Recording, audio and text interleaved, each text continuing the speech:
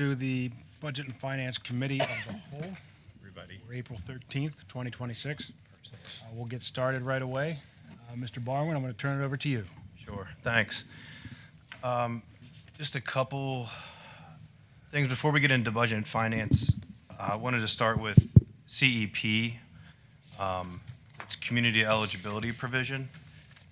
So we'll just get started with that, and then we'll dive into finance a little bit. So next slide, Leslie. So community eligibility provision, just a refresher, this is a provision from the Healthy Hunger Free Kids Act of 2010. Community eligibility provision is a reimbursement option for eligible LEAs and schools that wish to offer free meals to all children in high poverty schools. And if you remember back in 2024, for those of you who were on the board, you decided to pilot James Byrd Elementary for the start of 24-25 school year. So that pilot's been going on for 2 years now. I've been getting some questions of adding more schools and what our numbers look like to add a couple more schools to this program. So if we go to the next slide, we can talk a little bit, refresher on the benefits of CEP. So meeting the 25% threshold allows all students to eat for free breakfast and lunch. As we all know, the state subsidizes the breakfast right now. That's free for everybody, but this would include lunch for those schools as well. Another benefit is increased breakfast and lunch participation among students, improved nutrition to disadvantaged and high poverty students, and it helps on the paperwork end, simplified meal counting and claiming. Student is either claimed as free or paid, no reduced pricing. And the next slide gets into a little bit of the money aspect. So we looked at a couple different scenarios for all the schools. And I worked with Chartwell's area director on this, since they have the most experience. They deal with this at other schools as well, and seeing what makes sense as we're getting ready to approve the renewal with Chartwell's for next year. It made sense to kind of look at this and see where we're at to add more schools. And talking with Chartwell's and the area director, it made sense to add Nancy Grayson Elementary and the intermediate school to this program starting next year. So they're projecting, they're always, as you are with like any budget, and remember they're they're a company that provides a service to us, so they're always going to be on the conservative end when they're doing their budget and trying to estimate out for us. So Chartwell's was projecting a negative $66,000 deficit if we add Nancy Grayson and the intermediate school for next year. So again, talking with them, they said this is very conservative. It's likely that we could even break even or do a little bit on the plus end, still adding these schools to the program. So I wanted to put it, in front of the board and get your thoughts. Another reason to put this in front of the board is our lunch debt has grown substantially. Our lunch, you can see there the last line, it's grown from $63,000 in 22-23 school year to currently we're at a little over $180,000 in student debt there. So moving these schools to CEP would eliminate further growth of that at those schools, which would be a huge plus for us. And all of that, but the other benefits of the kids eating free in a high poverty situation. So I just want to put this information in front of the board. It's on a discussion item for tonight's board meeting, but any discussion is welcomed. I did look at other schools with Chartwell's. To add every school in the district, it was like a deficit of, I think, a little over $315,000, which is just not attainable. We looked at adding Grace B. Loers, since this would be adding all the elementary schools. And Grace B. Loers is our lowest of the bunch when we're talking about direct cert and free and reduced. So adding them would increase this number. I think it was up near 130,000 to a deficit of 130,000. So, any questions on CEP? I have two questions. Sure. So with the 180,520.39, is that the total lunch debt for the district, or is it just for Nancy Grayson and SACE? That's total district. Total district, okay. And then the second one, do we know, are the lunch costs going up next year, next school? They are. That's on the agenda for discussion too. Okay. It's not much. It's I think the biggest is like the adult lunch, and that's to just keep up with the inflation price. I think it's going up 25 cents, and I think the student lunch is 10 cents for next year. So what's the cost of student lunch right now? I think it's $2.90 or around $3. It's on the. Let me check here. I remember when it was like $1 in a day. It's 40 cents when I was in elementary school. 40 cents. Yeah. We keep it as minimal as possible just to try and keep up with the cost of food.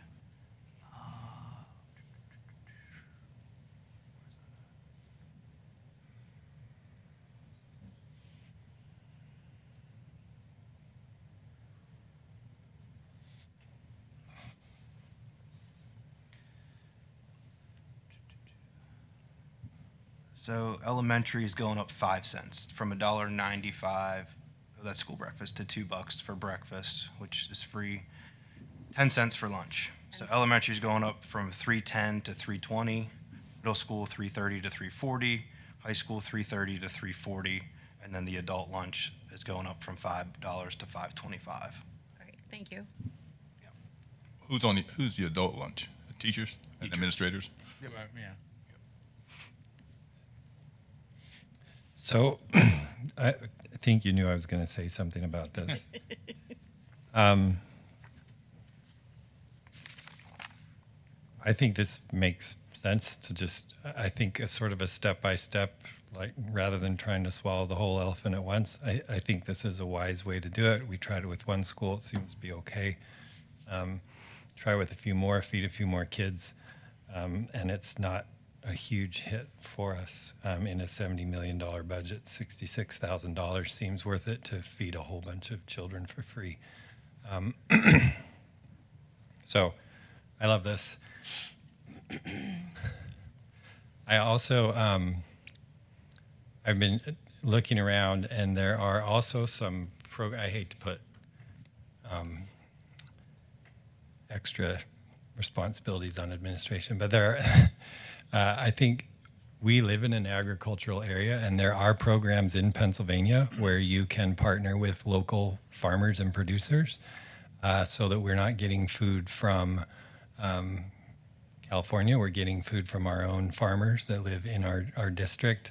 I just had to look it up. It's called the Pennsylvania Farm to School Network. And they have, I don't know a lot about it, but they have programs and grants and whatnot to try to partner with your local producers. And there's a lot of not only sort of community building kind of benefits, but nutritional and environmental and other benefits to, just eating food that maybe you drove past the field where it was grown on your way to school that day. I think this is a great thing, and I would. I've also heard that one of the reasons I bring this up is because school lunches can be filling, but not the best quality sometimes. And I think Chartwell's does as best they can under the restrictions and the guidance that are sort of given to them by the federal government. But it would be great if we could get up those lunches a little bit by having some fresh local produce in there and that kind of thing. So Great idea. just a thought.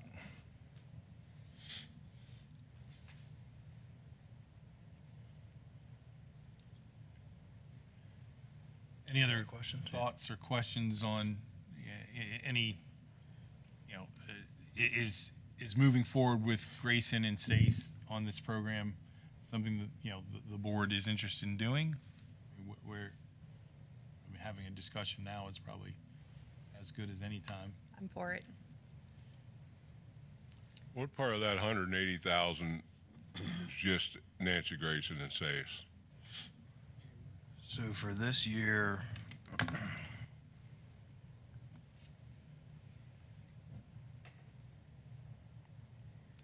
I know part of that 180,000 is my obnoxious kid that gets stuff even though I pack him a lunch. Nancy Grayson is at 19,703.55. Intermediate school is a little over $20,000. That's just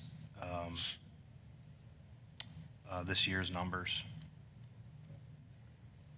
It's roughly 40,000. Yeah, yep. Because if we were to stop, that would stop that from, or if we were to put them on CEP, that would stop from that number growing. Now, the problem would lie with the intermediate school, those fifth graders that would jump up to the middle school in sixth grade, going off the CEP program and going back to paid because of middle school and high school not being on this program. So that could be a difficult transition, which we're living that a little bit now with the James Bird's kiddos when they go to intermediate school. There's a 30-day window when they start where there's a grace period, but then it kicks in if they're not on direct cert or free reduced. That debt starts to grow if they don't have the paperwork filled out.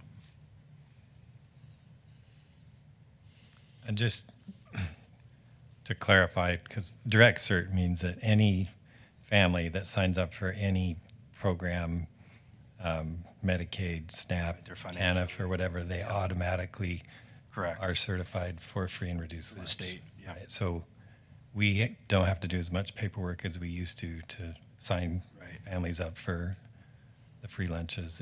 A lot of it happens automatically. And as of April 1st, in the district, we had 1,554 that are direct cert.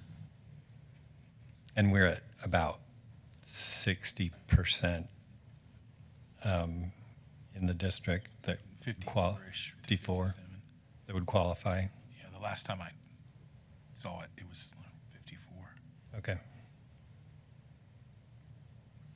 So this stands to benefit, well, all the elementary schools. I'd be for it. So, question was asked to give some input. Right. And in a couple years, if it doesn't pan out to how how we thought it would work, then we can always remove or go back from the program. So I guess my next question is, with the balance that we have, what is the procedure as far as getting that back from families that are still kind of in our system before they graduate? Yeah, so there's letters that are sent out from our program that we use. And then if that doesn't work out, there's always the collections option, which I know hasn't been done in a number of years. Yeah, that's another route we could take is, So we try not to them be to very collections. heavy-handed. right, we try to send letters out, follow-ups, and then collections would most likely be the next step. Your collection's nice, but you can't get something from nothing. That's the problem. It costs you more administratively. That's why we can't decipher which is freeloading and which parents are really in that position. Is there a way to differentiate, or they just sign their name, they're entitled? Well, we're not allowed to not serve lunch to any student, so it's not something we can check. Parental, financial situations. How do we know that they're in that position? But all parents sign up. They can sign, yeah, they can fill out forms to be on the free and reduced, but if they're not paying lunch, we can't deny. No, I know that. Not a That's student to lunch. get a ham and cheese or cheese sandwich and everything. No, It's it's a not real the way lunch. it is. They get a full lunch, Fred. Oh, so that's good. We moved on. But a parent, I want every child being fed. Don't get me wrong. But I get sort of perturbed when I got freeloaders, parents that are not doing what they're supposed to be doing for their child, and when there's no way of verifying it. You know what I'm saying? That's a kicker to me. that there's probably, and I know there are parents out there that just aren't doing what they're supposed to be for that child to eat, and they throw them on us. I ain't nothing we can do about it. I just wondered. We're gonna pay for it regardless of what you do. Well, not necessarily. No? That's like a guy said, I didn't do it. Well, you're going to jail. Yes, I did. So, you tell them, as a parent, you got responsibilities, and you're telling me you don't have the income. I look over here and see you do have the income. That's what I'm saying. How do I get from here to there to verify that? I don't know if you can. I mean, we wouldn't be in a position to know parents unless they, fill out the paperwork to be on the program, Yeah. which, I think our social workers work hard to try to get families that would be eligible to fill out the So paperwork. our social worker go out and find the families to put them on. Well, I mean, I don't want to speak for them, but they certainly are more in touch with the students that may be struggling financially and can help facilitate getting them prior to this idea. I'm thinking more at the secondary level, working with parents to try to get the paperwork home, paperwork back. But we don't have any way of I'm more in the finding elementary, them. secondary, I understand. Okay, just a thought. If we don't do it, we're punishing the kid. Yeah. What it comes down to, it would be nice to be going after the parent, but I mean, I would agree. I mean, at the end of the day, Maslow's hierarchy says if you're hungry, you're not going to learn. So Yeah. Absolutely. So it's- How often do we kind of like start from zero? It's grown from 2022 to 2023. Like, when do we wipe out that debt? I mean, like, a write-off. Yeah. Well, that's where we can send it to, during our audit process, like we can send it to collections, or I can ask them how we can do a write-off. That would need to come from probably the general fund though, or the food service account. Or it would be the general fund that would need to wipe that balance. How many or some years? of it. How many years is this accumulated? I'll have to go back and look. I know it was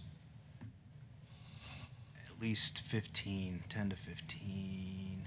Oh, Yeah, so this is, that's not. going back, it was 2014, 2015 a year. is when we were at, 14-15 school year, we were at a little over $4,000. So it's accumulated. So it's about 10-ish years. Yeah. And it got really bad once out of COVID, is like when you can tell, like from 21, 22, we were at 32,000, and then 22, 23, we jumped to 63, and then now we're all the way up to 180. So that speaks to the issue you were talking about earlier. Like, we're going to have to help families when they transition out of being used to having a free lunch to not when their kids transition to the middle school. Right. I mean, even during COVID, I've said this before, it was so great to just get up in the morning and know that my kids would be fed, and it was one less thing I didn't have to worry about. So So I mean, if that debt goes all the way back to like 2015, I mean, you're not going to collect that No. bulk of that anyway. It's likely not, yeah. right. So, I mean, at some point, we're going to have to make a decision to kind of start fresh. Not like every 7 years, like you get rid of all debts, like not a thing from the Old You Testament or could start something. writing some of it off every year. Yeah, I think that would be a good idea. on the good side, we did get a check from Giant today. Yay! Thank you, Giant. It was not $180,000, but it does help. Was it for this? Yeah, Yeah. they do that every year. Oh, really? Like, when you're at Giant, and it says like round up. Yeah. But did we get a consensus whether Caleb should do this or not? I'm for it. I got no problem with it. Okay. It's on the discussion for the board meeting, and then move it to action next, 27th. Good deal. Thanks. Okay. We can go back to the presentation, Leslie, whenever you get the chance. So a lot of what we're going to go over just finance is just refreshers from last meeting and the meetings before. I really need to get a ballpark of where we're at with the scenarios and the tax increase, where we're standing as a board, because the proposed budget will be on the 27th, April 27th, for a vote. Again, that'll just be the proposed budget. So the final budget, like, we can change the proposed budget up until we vote on the final budget, okay? So we just need to advertise the proposed budget before we pass the final. Okay, so that's just following state guidelines there. And how many weeks before the final budget is passed does the proposed budget need to be Advertised? correct? 20 days at least. Okay. Or I'm sorry, 30 proposed. And then we have to file an intent to adopt a final budget prior to the June 8th meeting for the final budget. Thank you. The newspaper, yep. So again, these are going to be slides that we've already kind of gone over. I changed a little bit with the personnel slide. We'll revisit the tax scenarios. So if we can go ahead, Leslie. So general fund balance, we've seen this many times. You can see we're at bottom right there. As of June 30th, 2025, we're at 16.7 million, okay? That's $442,000 less than where we stood as of June 30th, 2024. And next slide, Leslie. Can I ask a question? Sure. Why is that less given the budget? So if you remember, we had, so June 30th, 2024, we were at 17.2 million as of balance. June 30th, 2025, we're at 16.7. So what played a factor into that was the roof project that we had done to the tune of, I think it was $1.4 million we paid out of fund balance. So along with that and a couple other minor projects that we funded out of fund balance, we had a deficit there last school year. So is it accurate to say if we had not done the bird roof when Yeah. we did, we would not have had to pull from Right. general fund and we would have had a balanced budget? Right. Yeah, we would have had a surplus there with if we didn't have to do the roof. Got it. Thank you. Next slide, just reviewing the Act 1 adjusted index for next year. So you can see our Shippensburg's highlighted there. The max we can increase taxes is 4.7%. We cannot go above that. Next slide. And just revisiting some of the expense drivers for 26, 27. Okay, so some out of the norms that are not usual to a budget. So usually we have our contractual increases to salaries and benefits that we can always count on being in the budget. Some that are out of the norm for Shippensburg is the personnel needs, okay? So we know that we have an increasing enrollment. This has been dating back a few years now where we've been having to add staff continually year over year over year. And again, that's to fit the increased enrollment. So to the tune of, $1 million that we do each year, that's out of the norm for some districts. Medical insurance, again, we expect that to probably grow, but not to the tune that it's been growing. So 2 years ago, if you remember, we had a 15% increase. Last year was a 10. This year, as of Friday, I had the consortium health insurance meeting. We're at a 9. Okay, so hopefully we keep trending down. But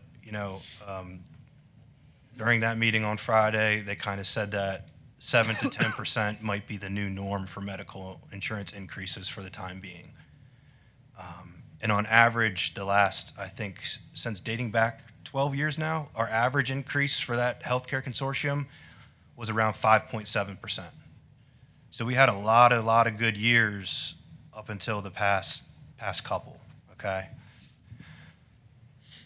Another factor that every district is kind of dealing with at the moment is cyber charter enrollment and the non-pub tuition costs, okay? That number seems to be, keeps creeping up. And with budget sizes growing, so does your tuition with cyber charter. Transportation costs, okay? Go ahead. Caleb, Go for ahead. the cyber charter, is there a way to average out the increase year to year to say, Yep. on average, we're increasing this much? Yep, I had a slide on that earlier. I can definitely pull that again and show that. Thank you. Upper slide.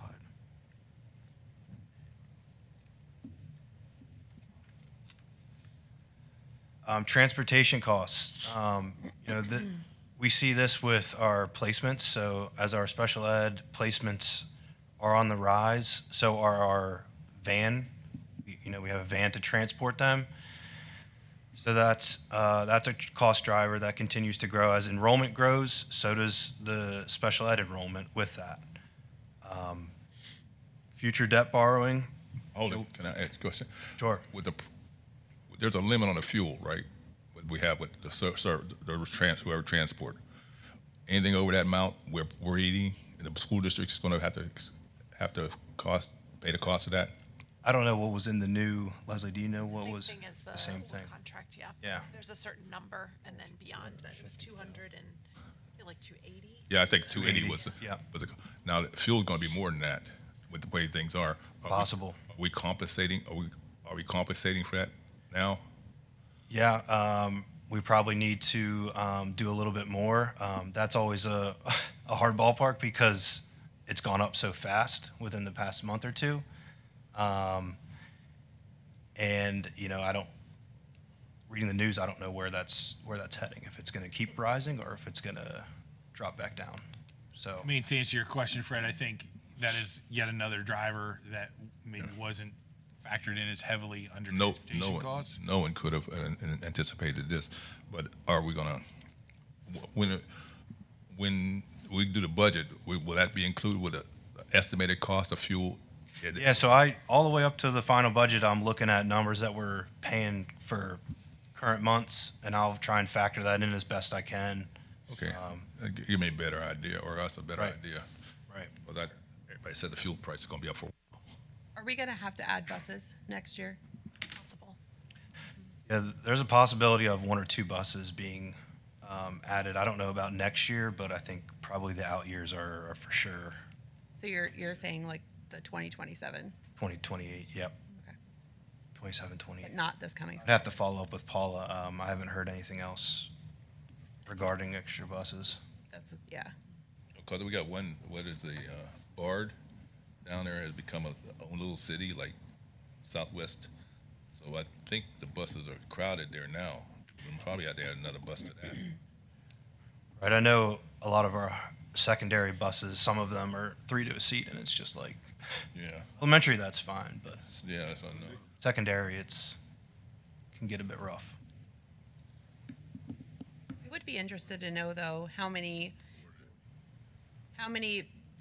families show that they're receiving district transportation, but that actually drop off their students. Do I make sense? Because I drop off every morning, and let me tell you, the lines are long. So I have wonder sometimes if we're sending buses to spots where families are actually kids not getting picked up. I think that shakes itself out as the year, drivers run the routes. Yeah. And if it's consistent, I think they adjust. Do we have I to mean, Charlie, you might be able to speak a little bit better If to. they don't ride, they call and don't pick them up. But do you have to leave a seat on the bus for that child either Right, way? that's my question. Yeah, so the Still bus have to leave a seat. seat there. Yeah, the seat's there no matter where they ride the bus. Because I asked this a couple of years ago. Because looking at that. Ones that say they're not riding anymore. Can't hear you, Charlie. Microphone. If they say they're not driving or they're driving herself, we take them off. But if they don't tell you, It's the ones that are intermittent that we save a seat for. Yeah. Is what Charlie's saying. The ones that don't, sometimes they do, sometimes they don't. But if it's a regular family decision to drive to school, the seat and counts are adjusted. After the first couple of weeks of school, they try to flesh that out a little bit better. Okay. Our new transportation software actually has an accompanying app. We'd like to kick off that families, if they're willing to download the app, they can get like real-time information about their buses and their arrival times, and it's pretty slick. And I think that would help us have a better handle on who's actually riding as well. right? Thank you.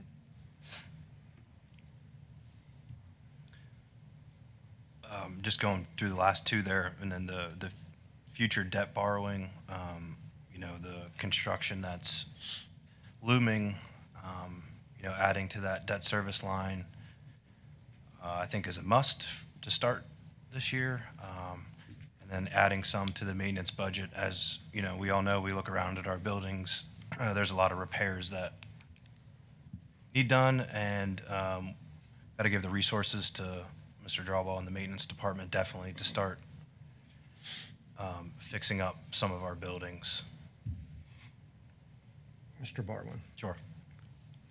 recommendations on maximum future debt borrowing.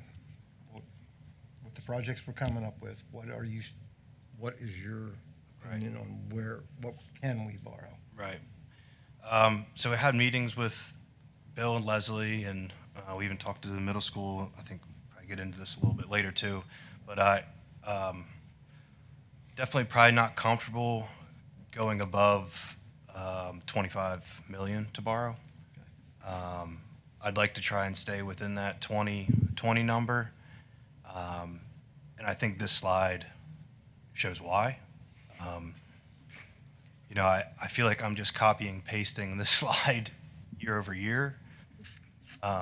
Because of our increasing enrollment, the personnel needs, that's not going away.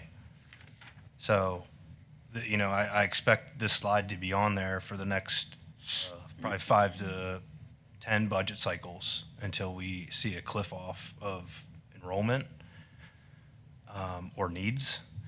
And if you go back there, Leslie, same thing. What I'm hearing from medical insurance, what they're telling me is 7 to 10%. Expect 7 to 10% for the years upcoming. So this is all, and we haven't had a cliff off of cyber charter tuition costs. The state hasn't. They stepped in a little bit to provide relief, but they haven't, to me, gone above and beyond and tried to help school districts out in that area yet. And with increasing enrollment, our transportation costs are going to go down. So for that reason, it would be hard to go above that, I feel, and be comfortable above that 25 million number borrowing. That would be, yeah. And I've been working on fleshing out for the different scenarios, the potential staffing side, that would be additional cost to those borrows that would have to be in the budget. So, I have a good sense through the scenario 3, option 3, option 4, option 5. We talked today about an option 3.5 that, not to muddy the waters, but, They're muddy already. Yeah. That's 14.6. So the general gist is, where we can save on construction, we have to factor in the staffing side for that budget. So when Caleb's talking about 23 or 25 $million, that's minus the staffing costs that are just absolutely needed, to get the class sizes, where they should be. And I think going back to, if we remember, I don't want to get too far off topic, but if we go back to EI's Adam Kerr's presentation where he's showing those numbers, those are just building numbers. Like, we didn't factor in soft costs at all for those. And usually that's anywhere between 20 and 25% of your building costs. So we can tack on another, to his numbers, anywhere from like 5 to 7 million, depending on the build. Are we gonna see that? See what? Soft costs? Are we gonna, that's what I'm saying. We're gonna see the total package, the total cost of people, the building, and everything else that goes with it. So That's what I'm working on, Mr. Scott, is getting that. And again, I would just say, I say up front, these are definitely guesses Yes. and projections. Okay, so but those scenarios laid out, with some, that's going to be the crux of upcoming additional meetings, is to lay that out and get that to the board, to see where the number is. But I think the thing for the board to hear tonight is the ceiling is the total package of $25 million. And even that makes me Just pushing it. makes me very concerned. So all them rooms, all those rooms we were talking about, we may not be able to do them all. Well, I mean, that's why we're looking at some scenarios, Mr. Scott, is to see which gets us the biggest bang. I mean, so to your point, I know in previous meetings you've said, well, I want to do it all at one time. We may need to look at different options that get us there that we can afford, over the next couple years, because, a bigger project is going to get us to that $25 million right away. And it comes back to solving, what are the solutions to our most pressing problems, which are how do we deal with middle school enrollment, and how do we find space at the other elementaries. And so there's some pretty intriguing things that I think we were able to kind of parse out and see if it makes sense. But we're still in the process of getting all those numbers I know in front of the board. kind of hard to know exactly what's going on. But my interpretation was that I'd like to see the whole thing, what it's going to cost me, and then start subtracting what we can. We 23 rooms, we built 20 or 19. Well, That's what I'm looking Yep. So among those options, Fred, we'll get as best at. Best, yeah. best possible financial forecast of what it's going to cost with staffing and soft costs. That's what I'm looking at. It was like 2022, and there was the question asked by the board about what's the comprehensive athletic educational needs as far as building construction that we need? What's that comprehensive list look like? And it was like $147 million, and then it gets whittled back to this is what it is we can afford. You remember that, Fred? So that's kind of the thing you're asking. What is it that we absolutely need? What is it like the top dollar? What we need, and then bring it back down. The other question is about when it comes to debt service. So, Mr. Barwin, you're looking at 25 million, and that is maintaining what our current debt service is at the current dollar amount, or is that increasing debt service? It probably goes a little bit above it. Okay. I'm still waiting to hear back from PFM on if we can do higher than 20 years, it might be able to lower that a little bit. When you say the debt service is at 3.38, Right, the budget number is at 3.8. okay. So, Our actual payment's only 2.6 though. I know, but this will. No, but that's what I'm saying. I'm just Right. confirming with him. The actual payment's only 2.6. Correct. 2.8 for next year. Yep, Okay. yep. So, And we're doing that. We're adding a little bit every year, right? yeah, that was the plan. The budget. So the 25 million is based on current debt service, not. Yeah, and that's going to go, so if we did 20 million over 20 years, the number was going to go up to a little over $4.1 million. And then the staffing need, that is not an immediate cost when the building opens. That's as the population in those classrooms and those buildings increase, the staffing need grows eventually to that level. So it's So- not an immediate increase of the staff. Right, correct. And so I ran it to 2035 for each kind of configuration of like what I thought by 2035 by those numbers. But then I also did 2028 in between because that's where we see kind of a wave-ish. And by 2035, we're starting to come down a little bit to kind of get a sense. And a lot of times they both work. They're the same, the 2028 and the 2035 are the same.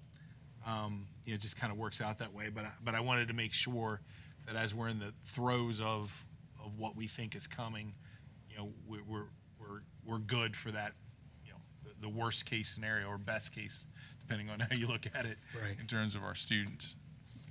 The other question that I had, I think I heard you ask that you kind of need a consensus of where the board thinks they are interested in raising the tax to the index, Right. so that you can actually create a budget. Right, I need that for, the proposed budget so we can vote on the proposed budget on April 27th. So are you asking us to kind of give a thumbs up to the index? That would be great. I have that in a couple slides on discussion, but, I am to the index. okay.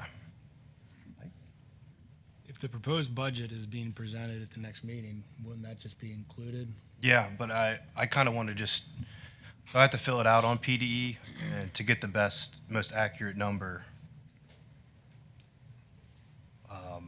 I kind of feel like we're about to vote on increasing taxes to the index, and we're kind of doing a consensus versus actual voting on an agenda. Well, if he needs to know it to be able to construct his budget, how do we do I that? can, right, I I just just, construct it that way, and I then can construct it, when that's comes to fine. vote, either Just we vote construct it up or vote it down. The index? Yeah. Okay. right, if we vote it down, though, we're out of state guidelines for when we need to vote on the final budget. That's my only worry. It would just shift it later like 2 weeks later. Right, but that's. But then we're that's a getting really- problem with the state. We're getting really close to the cutoff time, especially when we need to get tax bills out. Yeah, I understand that. But we're setting at the top. As long as we don't go over that, what's the issue? Correct. There is none. There's no So, issue. I don't understand. Just figure it out for the top, and we'll decide what we're gonna do. If we go down, everybody's happy. Most people happy. But we just know we can't go above that. So I don't see what the issue. And the board did vote unanimously about not going above the index and going to get the Ready to learn money. right to learn money. Correct. So I think that's an indication of where the board is. Okay. Yeah. I mean, it's on the discussion, this exact thing is on the discussion agenda as well. So we have today and then 2 weeks from now to sort of Vote on it. finalize all of this. So we can, Correct. if you have more thoughts and 2 hours later want to share them, you can do that. I'll make a list. Sorry. All right. Caleb, Yeah, let me just run through. I just need to run through the personnel list real quick. I know possible additions were talked about last meeting, so I wanted to just get a feel of where we should go with that. I don't know if it's coming. Yeah, the middle school elementary interventionist and then like an ELA coach. I know were talked about last meeting, so if I'm to incorporate those into the budget, I will. I didn't know if that was a directive. I do have one question on the personnel list. The head of custodial services to Act 93, what is the kind of justification for moving him to Act 93 as opposed to leaving as is? The ability to supervise people, because if they're in the support staff agreement, they can't supervise anybody. Is that what they're So- currently doing, though? No, they can't supervise people, so, She's supervising. yeah, well, no, not me anymore, now it's Isn't Tim that Drawbaugh, but Mr. Drawbaugh's? Right. yes. It's his position to supervise? So when you were not on the board, we had a presentation about like the restructuring plan of the maintenance and custodial department. And so there was, part of the plan was to pull the head of maintenance out and make it the supervisor of maintenance. And that position is currently, that happened last budget. And then this budget, it was to pull the head of custodial services into the supervisor of custodial services. Because we have over 30 custodians. Right. And, the way that department works, the director is at the top, and then you have the supervisor of maintenance and the supervisor of custodial services. They couldn't discipline. Right. Yeah. That was the Don't do problem. It got evaluations. kept getting jammed down on one person that didn't know what was going on. So if I supervise you, I should have some sign to say what you're going to do. Understand? Yeah. Okay. Oh, yeah, I understand. I would I'm just trying maybe to understand the- ask for some green lights on at least two of those positions there. One would be the fifth grade teacher, and the other would be the assistant principal. So that we can get interviews going. So, this is the time when we want to cast the largest net on that. I think I've shared fairly regularly what happens if we don't have an additional fifth grade teacher at SACE, what happens to the class sizes. My hope is to be able to say, we're doing these interviews pending approval of the budget. That way we can move forward and get, not be chasing and be the last at the trough to get a drink. So can I ask you a question about the dollar amounts here? For interventionist is 120, for ELA coaches 120, for building administrators 120. I think I don't understand why those dollar amounts are all the same when their levels of responsibilities are drastically different? The administrator is 130, and that's just taking into account the possible salary and then also the medical benefits. Right. So usually try and budget at the highest, like take into effect that they're gonna take the family medical, which is over 30,000. So that, and then along with their salary is just ballpark. And those 120s, that's more of an experienced teacher? Yeah, it would be. Okay. Right. It wouldn't So, I mean, be. that's It wouldn't part be of a. It wouldn't be. That's like, step 1 to 2. it's or not a 3. step one. I mean, we may hire step one, but, for a budget number, that's Right. towards the other end of the scale, which puts you on the other end of the Act 93 agreement as well. So if there's a hire done and the total cost is less than 120, let's say it's 100, what happens to that difference after the budget is passed? Well, it'll be caught next year, especially when we have an actual number. We can drop it down. But right now, unless I'm advised otherwise, but I don't want to budget a smaller number and then get hit with if we hire a very experienced teacher and a family medical plan. Mr. August, when you're asking about the assistant principal, or for this, is this the second Yes. one? Okay. So there's. Because the first one was already, Is already approved. Right. This is the for us second one. to reopen that, or continue to search for a successful candidate. But, I I have personal experience within my own family of people being hired now with the caveat pending approval of the budget. So I want to make sure that we are at the front of the line to be able to, because now is the time when we want to start looking for those folks and to get them.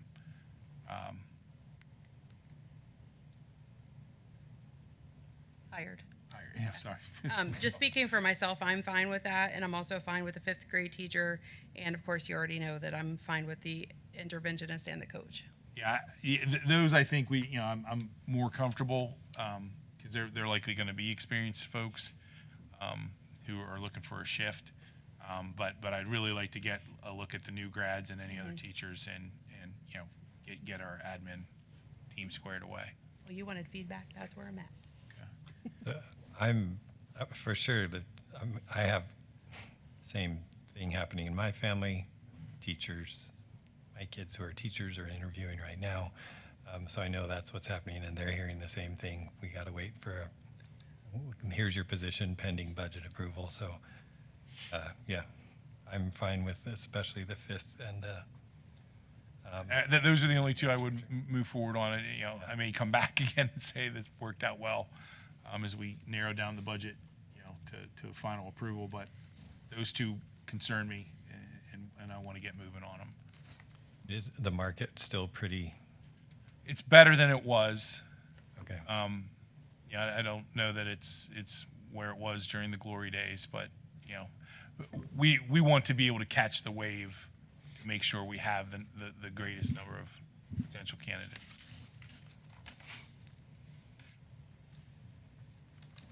So, not hearing anything else, I'm going to ask Danielle to move forward with opening the fifth grade position in the AP They process. spend more money. Yeah, I'm all right with it. You can go to the next slide then, Leslie. Thank you. So just revisiting this, the implication to the taxpayer, again, because we're in a multi-county, it Wait, gets, can I pause? Did you need any more feedback about the interventionist and the coach? did you get enough info? Well, I mean, I didn't hear. Okay. That I think is part of it is Silence is not always consent. I think Caleb Correct. needs to know for budget purposes, whether we want to include it or Right, not. Yeah. I Yeah. need to put it in those numbers. Fine with it. So Charlie, you're good with that? Fred, are you good with the interventionist Yeah, and the coach? Because I asked for a couple of these spots, yeah, so I support it. Jim? Yeah. Yep. Okay. There you go. so. Can I just follow up with that since that appears? Well, I don't want to push my luck. I was wondering if we could start looking for them as well. No, They're push. needed. Yeah. They're needed. I would say so. If we want quality people, we got to start as quick as we can. Okay. Because Lancaster could be flooding the market here pretty soon. Because they're dropping, they're going to lay off about 100 or about 50 or 60 teachers. Yeah. Really? What happens when you overspend? That's exactly right. Multi-county. So because we live in multi-county district, taxes can be a bit wonky on who's implicated, the Cumberland and the Franklin side. Again, this is set by the STEB board, the equalization board. So you can see there, Cumberland County, if we go, this is an increase to the index of 4.7%. Cumberland County would actually go down on a median assessed valued home, about 31 cents a month. And then Franklin County side gets hit a little bit harder this year. Median assessed value home would go up about $22 a month. So I know there is legislation, I know we talked about this, Mr. Scott, legislation at the state level right now to do away with the equalization in districts and just make it, Statewide. everybody gets, if it's 4.3%, it's 4.3%. So I don't know where that legislation is going to go, but I know it's at the state level. So that would get rid of these differences between It would get, counties. right. It's a statewide proposal. No matter what county you're in, everybody gets the same thing across the board. Rich, poor, it doesn't make a difference, which makes sense. That probably never pass. Right. Sound like me, Fred. Okay. Next slide. Just going through these budget scenarios again. So I put on the left-hand side, down at the bottom there, possible monies for next year's budget. I have in there, since we're budgeting higher than our debt service payment, we have that buffer in our budget.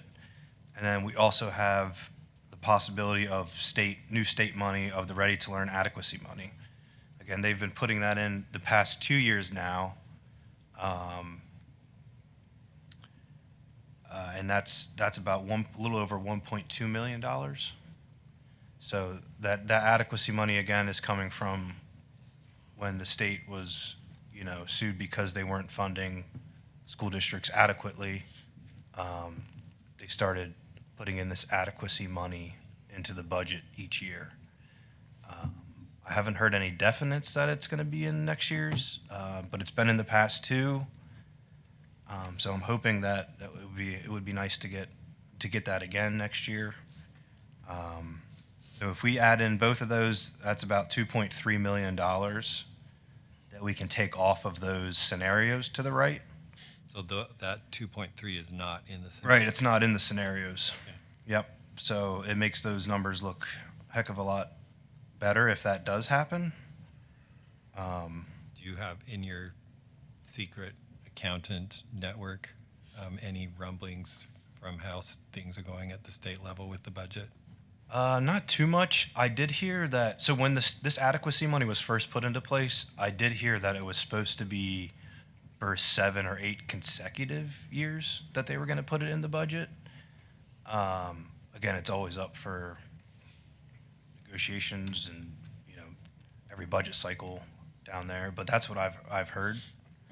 So other than that, there's no real, big money on the table for school districts. Like the basic ed and the special ed funding is very, very minimal again. Are they having conversations and maybe we'll pass the budget on time this time I around? know they're in session next week, so Okay. in April 20th or something like that. But it's kind of been just crickets, like kind of what it was last year around this time. Okay. So.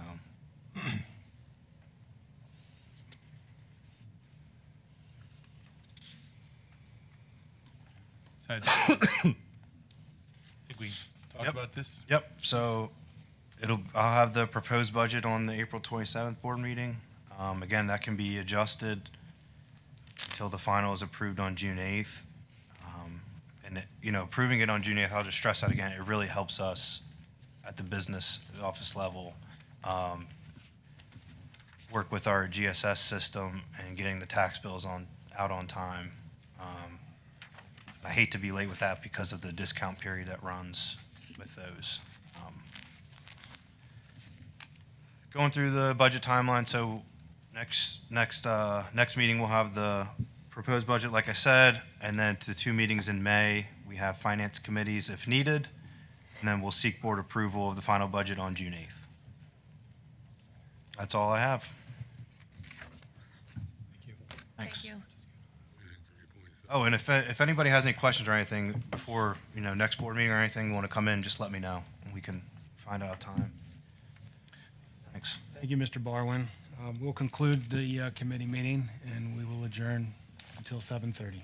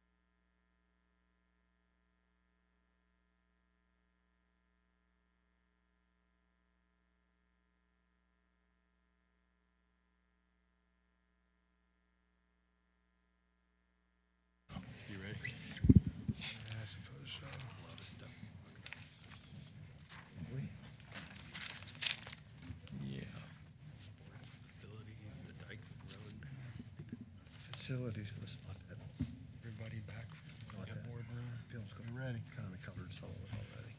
We got everybody.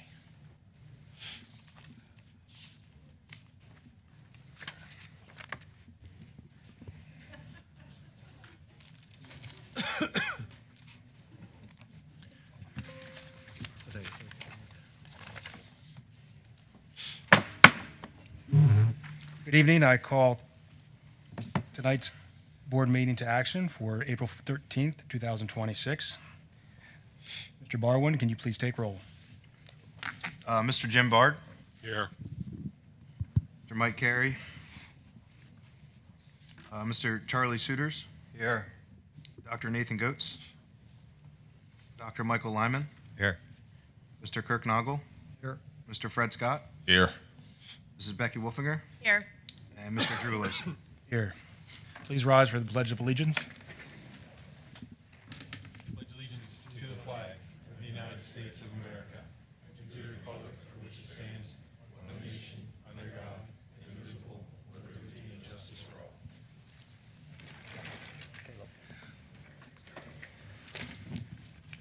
Mr. August, pardon me. As we begin our deliberations this evening, let's once again be reminded of our duty to represent all of the children of the school community, regardless of age, sex, race, or creed, and regardless of need or ability.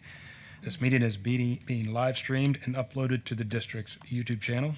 May we now have a moment of silence to reflect on our thoughts, plans, and actions on behalf of the students of Shippensburg Area School District.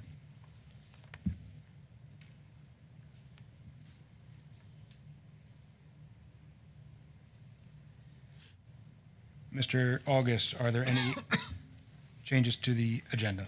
Yes, sir. Under my report, foundation presentation has been added. It is a non-voting matter. Okay, hearing that, is there a motion to approve the agenda? Motion to approve. All in favor? Aye. Is there a second? Yes, Fred Scott second. Thank you, Mr. Scott. All in favor? Aye. Opposed? Motion passes. The next segment is citizen comments regarding agenda items. Please identify yourself by name and borough or township and indicate which agenda item you are speaking about. Is there anyone present interested in public comment? Okay, we'll move on. Do we have any student representatives here today? Okay, Mr. August, we'll move on to you for item 3B, Superintendent's Report. Thank you. I'd like to call Ms. Faunus forward, and anyone else. Per the board's request, I've asked Ms. Faunus to give an overview of the scheduling process that she does to schedule for the fall. This should give some insights into how our fields are used and whether there's sufficient coverage and what her process is. Additionally, talks about the upcoming football season at the turf. So take it away, Ms. Faunus. So I started with the PowerPoint, the very first slide, this one.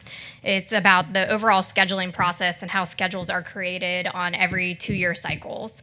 So in the odd years, 23, 25, 27, 29, the PIAA requires an enrollment report to be completed by each school district. This has to be submitted in October for the PIAA to know what classifications we are. So the 5A, 6A, etc. Then from there, the PIAA will send out the classification reports to each school. It usually takes about a month. This year, we received our classification report on November the 7th. On November the 10th, the classification numbers were sent out to all head varsity coaches. And on the same day that was sent out to all coaches, they were also asked if they could send me potential non-divisional, non-league, or even league opponents that they would like to schedule for the next 2-year cycle. On November the 20th, the Mid-Penn Conference Alignment Committee proposed divisional alignments for the 26-27 and 27-28 school year. Again, they just proposed at that point. On December the 9th, the Mid-Penn AD Board of Directors approved the divisional alignments. That was then pushed forward to the same day. The Mid-Penn Conference athletic directors, who had a meeting, voted and approved the new divisional alignments for the next 2 years. At that same meeting, it was decided that by December 16th, the Mid-Penn sports chairs were to have all schedules to the Mid-Penn Conference leadership. On December 18th, the new divisional schedules for high school sports were sent out to all Mid-Penn ADs. The middle school/junior high schedules were due to the conference by January 9th.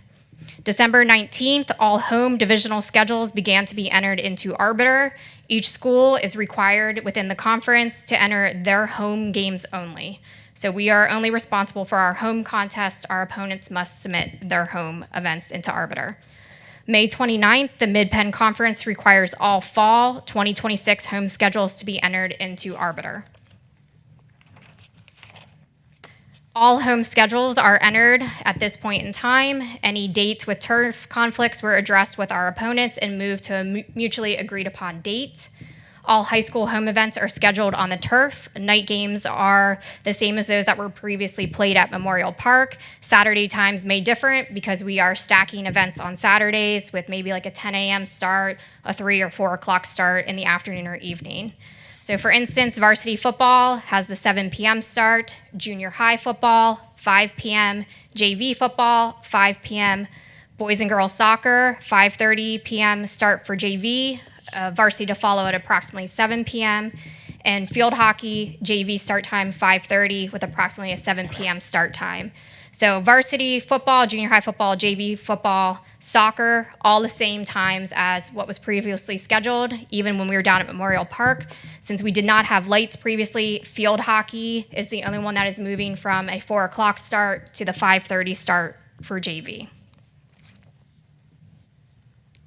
All right, and then this is just a example week that is currently on the schedule from September 7th to the 12th. As you can see, we do Monday through Saturday here on this schedule.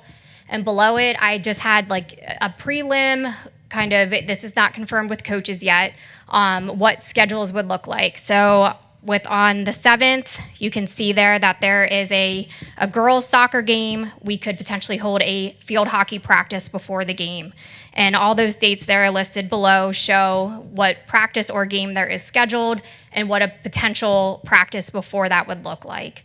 So there is time available every day from 2:30, 2:45 to 5 o'clock to fit a practice or even a shared practice on the turf.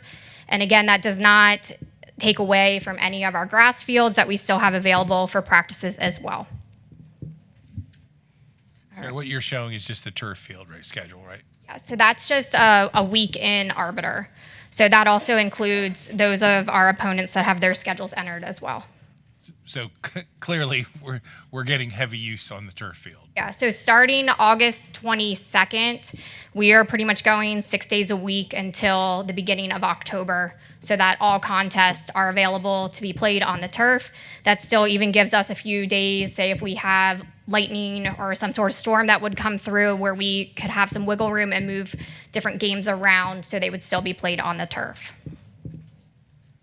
Okay. The next, yep.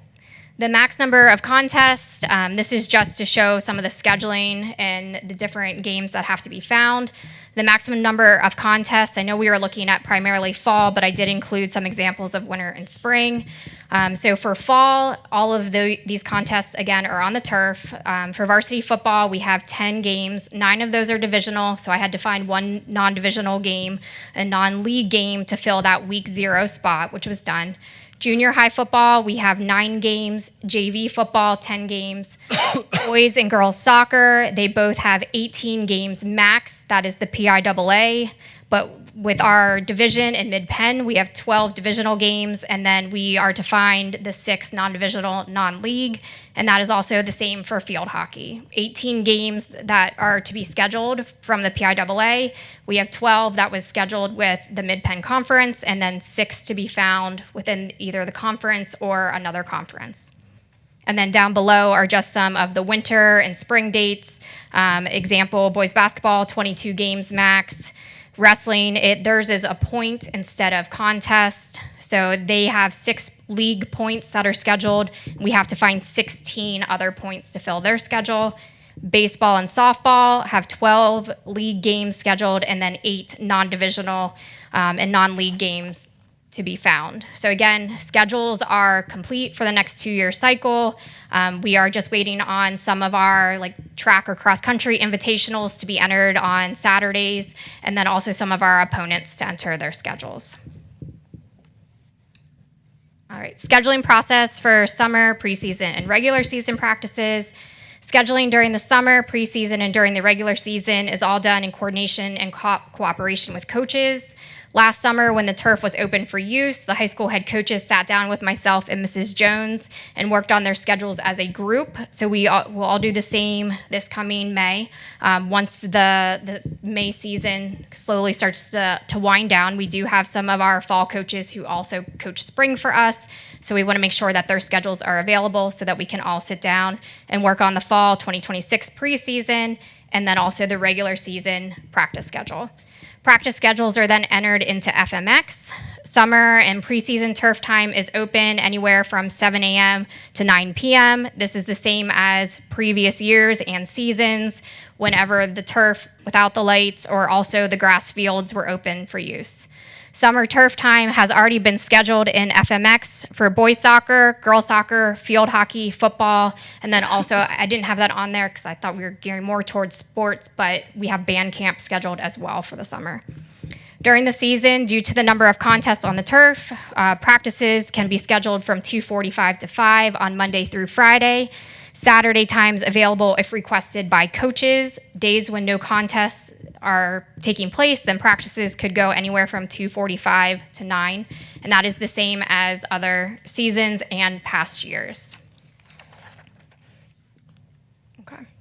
So Yeah, I'm sorry. no, that's okay. Good place to ask questions about scheduling. Yes, I have some questions. So prior slide, right there, sorry, 2:45 to 9 p.m. Previous years, has practices been scheduled in the district until 9 p.m. for varsity, JV, whatever sports? Yes. In commonplace. Yep, that's common practice. Okay, and then before the stadium was ready for full use, was there Saturday contests? Yes, That we would be did have scheduled. Saturday contests at the stadium. Okay. What sports were those? So we had boys and girls soccer, we had JV football, junior high football, and we also had field hockey that all played at the stadium this past fall. Okay, thank you. Any other questions on scheduling? I'll just ask the big one. Are we good with the field Yeah, uses so that all we got? contests are scheduled on the turf for the fall season, not just for this fall, but for next fall as well. So they're done in 2-year cycles.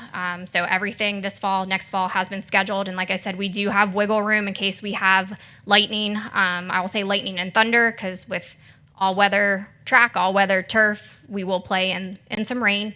But we do have wiggle room where we can move games if needed. So everybody will have use of the turf. Do you have any concerns as athletic director about our field statuses, use, schedules? No, the one nice thing about this fall is we actually have the additional field of the turf to use. Last year, we didn't have the turf for all practices to start the beginning of the season.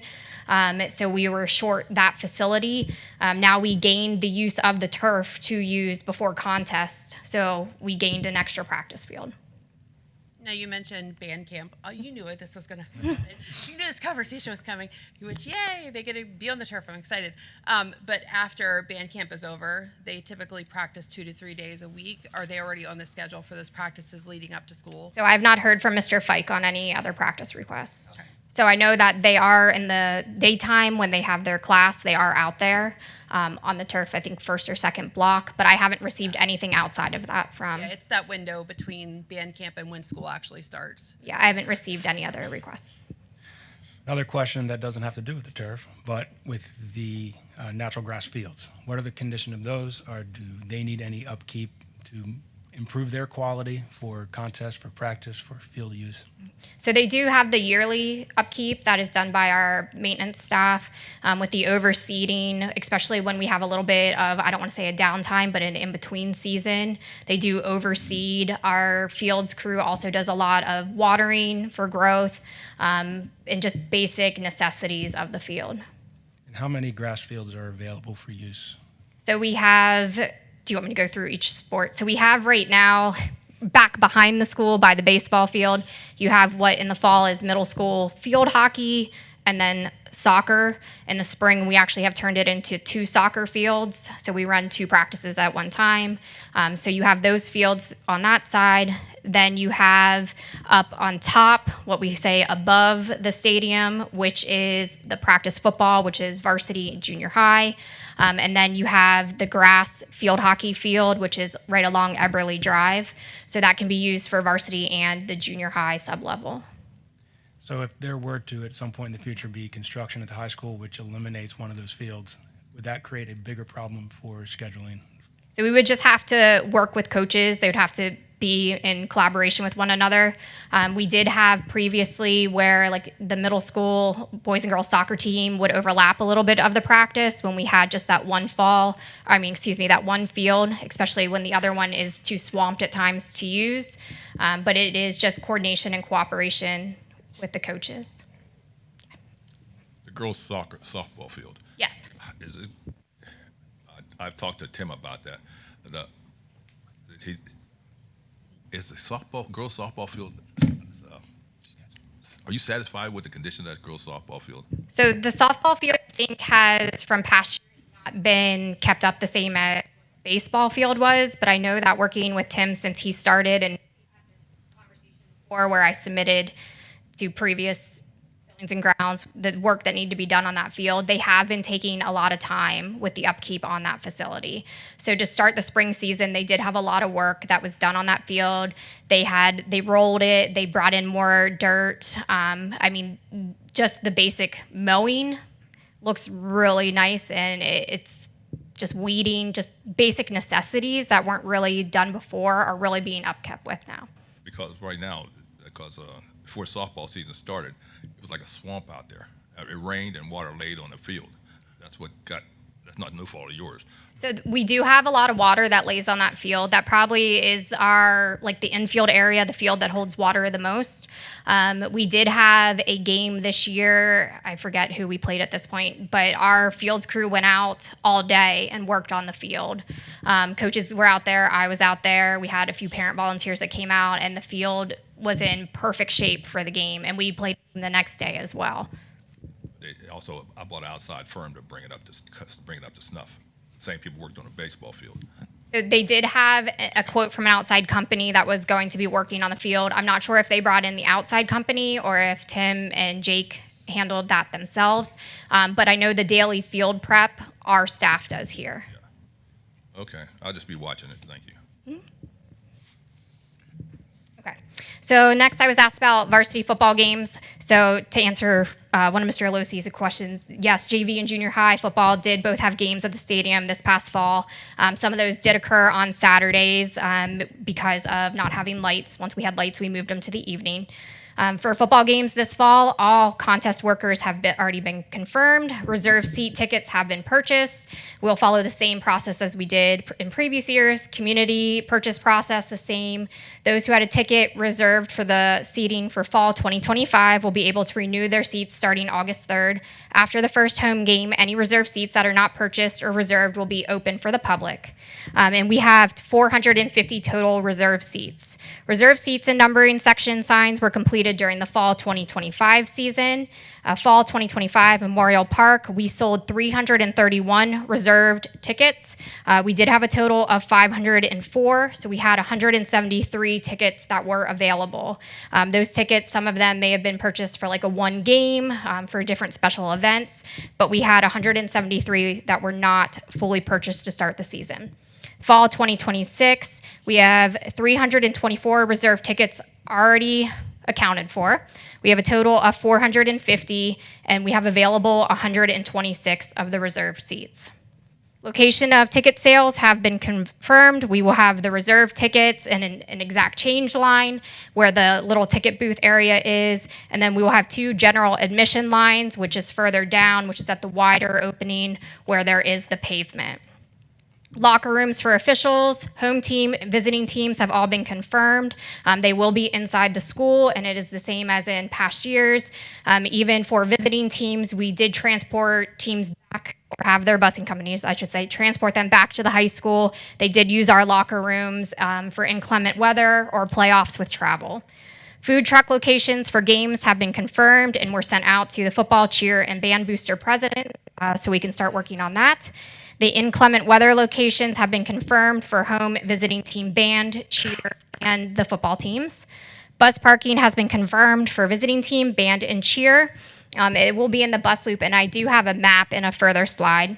Officials parking has been confirmed. Spectators are able to stand along the fence that surrounds the track. We do have 1190 on the home side for seating and 751 on the visitor side.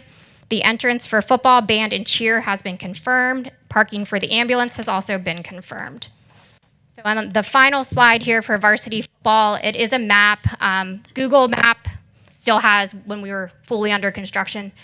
So it does look different now, but I've worked on this map in coordination with the Director of Operations and Maintenance. So the yellow will be the bus, official, and opponent parking. The yellow on the side closest to field hockey, that is where we parked the football officials for games at Memorial Park when we transported them down to the field, and even for JV and junior high when they were at the stadium this year. They all parked there right across from the ag shop.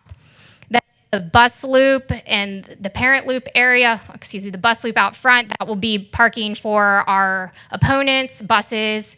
The red little box is where we are going to put the ambulance. The white little boxes are the food trucks. The blue stars are to designate the ticket area that we have. The pink arrows are by the closest to the bottom.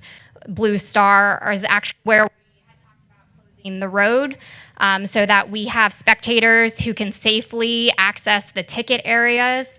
And this as what you see at times with the vans. They do pull the chain across and have it closed. The orange arrows kind of show the flow of traffic. This is what we've actually been sending out to our opponents since the fall when they are coming here, that they should go down past Volvo and then turn back behind and enter back behind the stadium by the baseball field.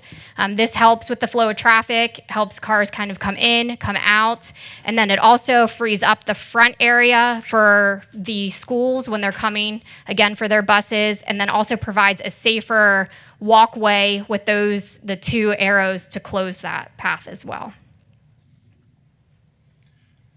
Questions?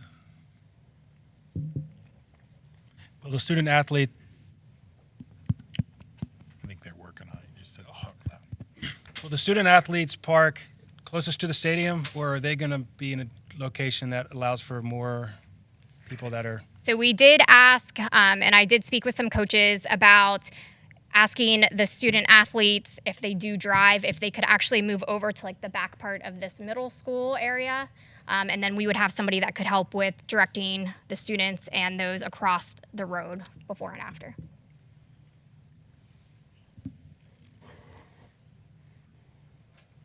Any other questions? I got a question, not about that, but are we utilizing the scoreboard and the speaker system for track? Yeah. It's being used? Oh, yeah, absolutely. We've had 2 home track meets. We have another one next week. Scoreboard is on, and the PA system works. When you say scoreboard is on, and what do you put on it? So we put the opponents' names that are on there, and then we either have the flag or something else that's on the video screen. So you don't put individual lanes like lane 1, 2, 3, 4, 5, 6, who's running in that? No, we haven't had OES come out. They're not scheduled to come out until the first football game to do that with us. I thought they were already out. No, first football game, home game. So you're not utilizing it the way it can be because they haven't been out yet. Correct. So we're just putting up there like the flag and then everything that was preloaded on there from OES. So we don't have anybody, I thought, like I said, I already thought you went through all that. We don't have nobody can run it, is what you're telling me. So we have an individual that's going to run it.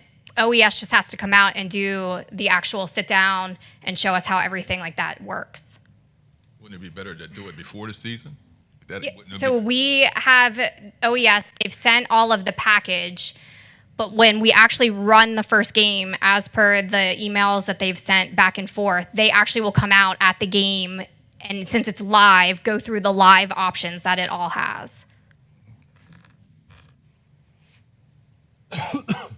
So, but to answer one of your questions, we did not use it the first track meet because the board had another box that went out. So this was the second time that we've had to call them to come back and fix the video board. Is this a problem?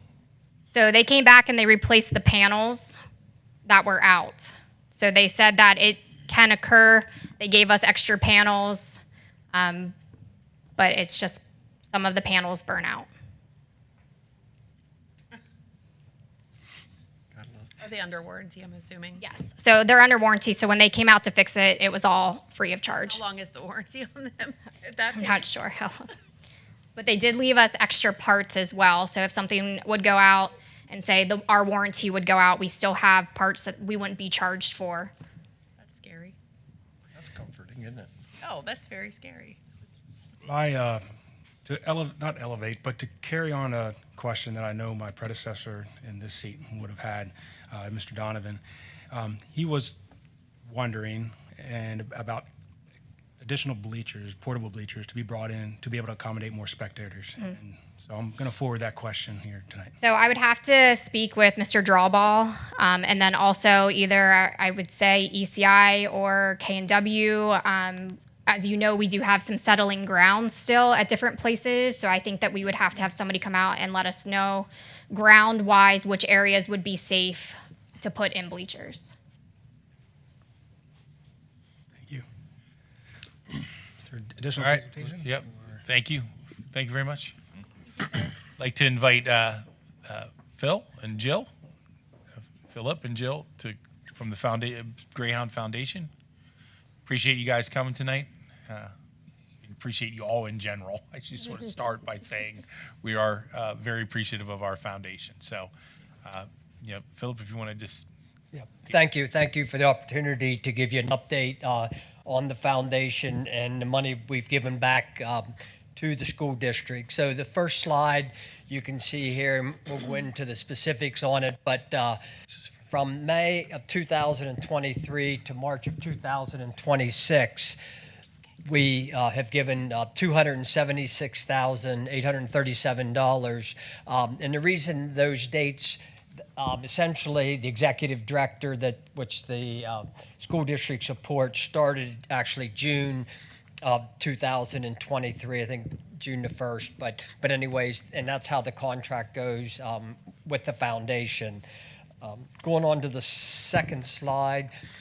So this is a breakdown from the first page on the equipment, and I'd be happy to get into the detail, but you can pretty much see what it was used for. And a lot of these items were needs of the school district that the budget couldn't cover, so the foundation came in, raised the money, and provided these particular items. And so going on to the next slide. EITC and grant money, and our program is a summer program for the kids that don't test well. I think it's kindergarten, first and second. Anyway, so that's what smooth sailing. We've run that for many years. Shortly after I think we started the foundation, we started smooth sailing, and it's been a very successful program. Obviously, you're familiar with the STEM program, which is getting underway, and then the other mini grants that we provide for the teachers that want certain things that are innovated to help the children of the school district. And again, that's $155,000. Moving on to the next page, these are items that we have the money for. We're waiting really for the school district to bill us, and we're going to try to close this out by June 30th, and that's $60,373. So if you take that $60,373, add it to the $276,000, do the math, it's roughly $337,000 that the foundation has given back to the school district over that roughly 3-year period. And then as far as what's in the pipeline, right now, we have grants. We have not received the money yet, pending, and that amounts to $47,000 from various areas. And then I'm not sure if you're the last slide or not, but that's really what's going to in the pipeline for the next 3 years, following this year from Volvo, actually 4 years. So, is there any questions? We are asked to obviously continue just under the existing contract for the executive director for the next several years. So, That is a lot of distribution, so thank you. yeah, and we did try to pick up some items with the budget that you guys or the school board approved, but we wanted to add right away, and I think that's really the internet for those children that didn't have internet in their home. So we picked up that. So we do some things that fall into the budget, but we want to help out. So, and we had extra money that period of time. So, Thank you. any questions? No, I just want to say thank you, and the partnership is strong, and without it, we wouldn't be nearly as successful. So thank you for your work. Yes. Good. Thank you. Can I say something? We just hope that you guys see the value in Sue Fink that we see. She has so many ideas and so many plans that we wouldn't be able to do. We don't have the experience or the knowledge. So we're just really appreciative of all that she does and hope that you'll, see things the way that we see them with how the foundation's working with Sue. Yeah, the for a leadership volunteer position. organization, you guys put in a ton of time for the district, and we're very appreciative. And I know Sue helps make that already burdensome time, better for you guys, for sure. So thank you.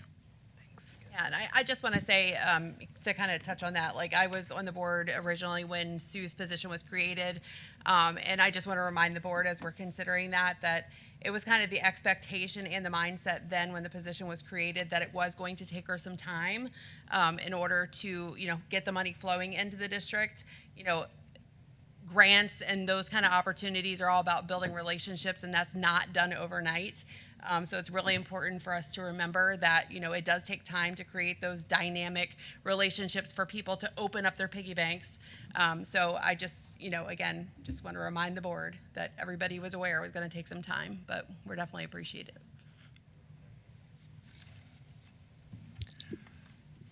This time I'd like to invite Scott Mack to come up and give an update on the Dykeman Road bypass.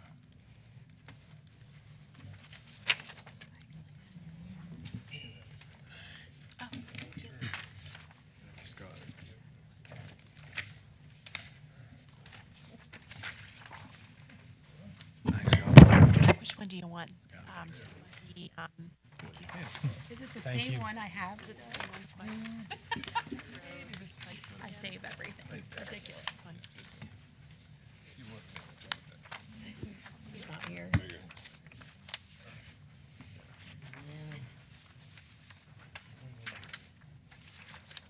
we go.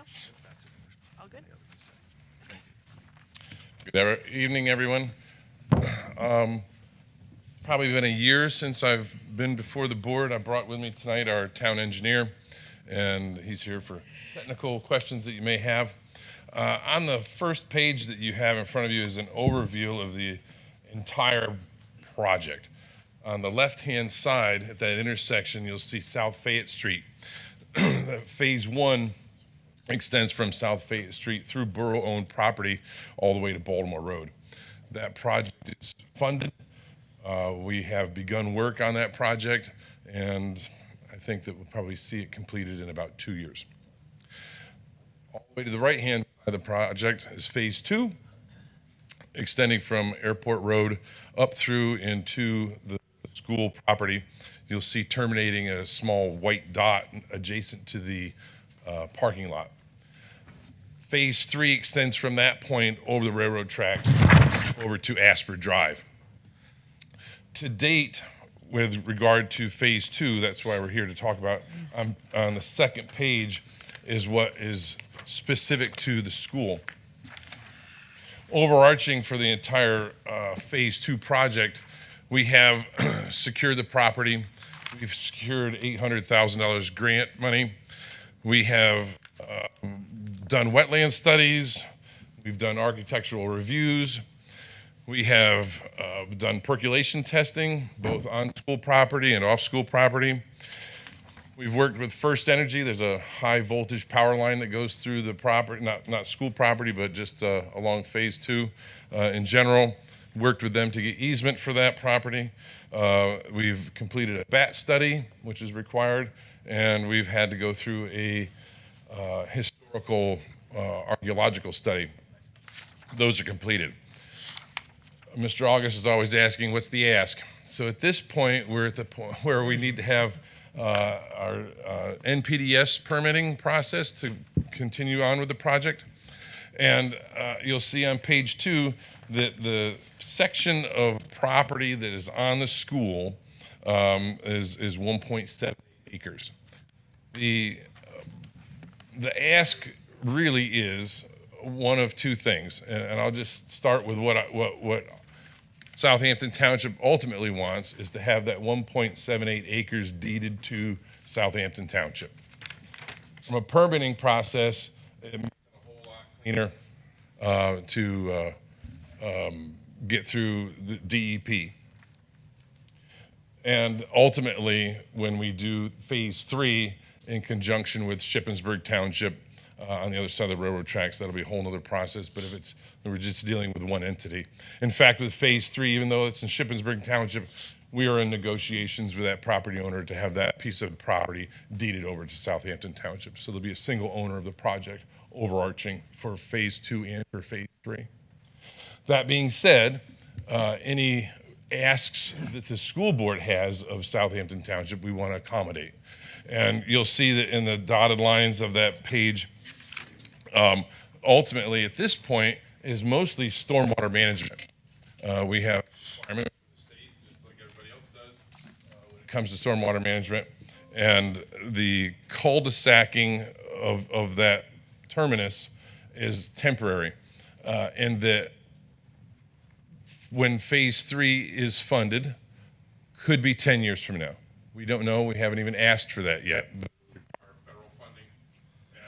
And until such time, we still would be able to have access from an emergency management perspective for the school, for you, and we'll work with whatever you need. If you need to have a gate locked at that location so that fire trucks can get in there through the gate, that's fine. If you want to have it open, that's fine. If you want to have fencing installed along the property, we're willing to work with you and pay for that and do it for you. We're invested $500,000 in Phase 1 borough property. We're invested into this for $1.3 million. Another couple of $1,000s for a fence is minuscule in our grand scheme of things. We want to see this done from an overarching for our community. It needs to happen. If we want to have downtown functions, corn festivals, parades, it's becoming increasingly difficult to have safe downtown functions with a single mode of ingress and egress of King Street. I want to keep the small town feel of our community, and given the location of 81 to our community, we kind of have to have this if we're going to continue to have small town activities. So the ask is, how do we get there? And I'll put that back to you. If you have technical questions, we're here to answer those. And we're looking for guidance on how we can proceed with this project. I was at a meeting recently with some first responders that were present, and they expressed that early 2000s, when the intermediate school was going to be built, they opposed the design because there was only one egress for the property. The school at that time decided to build it anyway, but I see this as an opportunity to create that egress, as much as some individuals, some property owners might not like it. But understand what you're doing here as part of the grand scheme of the project, but I'd like to open it up to questions from the board, if there's anything. That dotted line that's going up along our drive there, going into the parking lot, that's part of the ground you want? So the storm sewer water management's gonna be on your ground then? That would be part of our ground, yes. Where's that overflow gonna go? Well, go ahead, Greg. That goes to the west there. There's a pipe comes underneath the railroad and then in across the lower part of your property there. So it enters into that discharge port.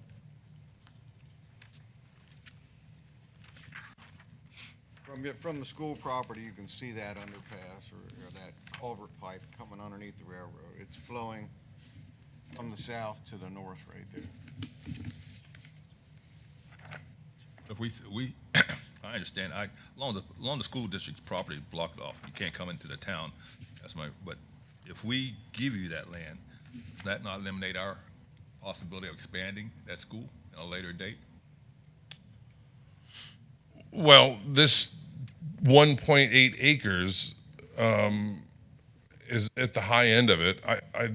I suppose, yes, the answer would be, because it would be road. It wouldn't be. School property. Yeah, right. Yes, that would be excluded of it. So the deeded property for that, I think, is 26 acres or so. And it's on the high side. So I know there was some discussion about maybe using this for school expansion, for stormwater management, for school construction. But it's the highest point from what we can tell of that property. It'd be hard to move stormwater up to that area to utilize it as a. But it could be parking. I suppose it could be parking. Well, it should be able to be parking, I would think. There is no other place in our entire region to do this project. So if you're thinking that maybe we could move it to another location further north or south or east or west, it doesn't exist. This is the only place that there can be a bypass in Shippensburg. What's the timeline for all of these phases? You said you're already working on phase 1. What's the timeline for phase 2? And you said phase 3 is maybe 10 years down the road. Well, so yes, phase 2, we have funding for it. If we can get this piece of property deeded to us or a commitment for it, I think we have all of our boxes checked in the permitting process, and that we're committed. We could have this done in 2 years. Not a construction person like some of the other people on the board, social worker, so might be a dumb question. But what is the point of phase 2 other than just getting you to? Is it just to get you to phase 3? Because it's twofold. Okay. Twofold. You have to eat an apple one bite at a time, and you have to start with the first bite. Okay. The goal of phase 3 has to begin with the end, and the beginning is phase 1 and phase 2. We will be in a much stronger position to ask for federal funding once we have proven and shown that we have completed phase 1 and phase 2. To go to a federal representative or our state senators, hat in hand, showing no skin in the game, we've done nothing. This shows that we have commitment to the project. It shows that we're moving forward with the project, and it'll allow them to see that we're not a failed interest. So keeping in mind that we have to start someplace, that's why we started with phase 1. It's totally owned by the borough property. It's easily done. They have secured like $2 million. State agencies know that, and they know that Southampton Township's committed to working with them. Phase 2, given that we've already received money, we have actually started work on that beyond the permitting. We had to move electric poles. They have been moved already, and maybe even this year, we'll put in sidewalks. There's more to it. It's a multimodal transportation fund that was granted. So sidewalks along Airport Road, which is a heavily trafficked road from a pedestrian perspective, is part of the project also. It's not just the road up through the school. There's more to it than that. So the answer to your question, the first part is we have to start someplace. Phase 1 and phase 2 are easy, achievable. We will require federal funding, state funding, a lot of cooperation and coordination between multiple different agencies, including the railroad, in order to get that. It will be a Herculean task to get it, but I'm willing to put the skin in the game. The second part of the answer is the safety and security of the school is really paramount, and single road access is, in my opinion, one of the worst decisions you could possibly have made. Not you, board, but the previous board. A single shooter can bottleneck that entire area and have it is terrible, right? I worked in security for 14 years with the federal government. I can tell you I've never seen anything horrific like this. So the first priority that we had in our township was to provide a second mode of ingress for the school, not a bypass for this, not a bypass.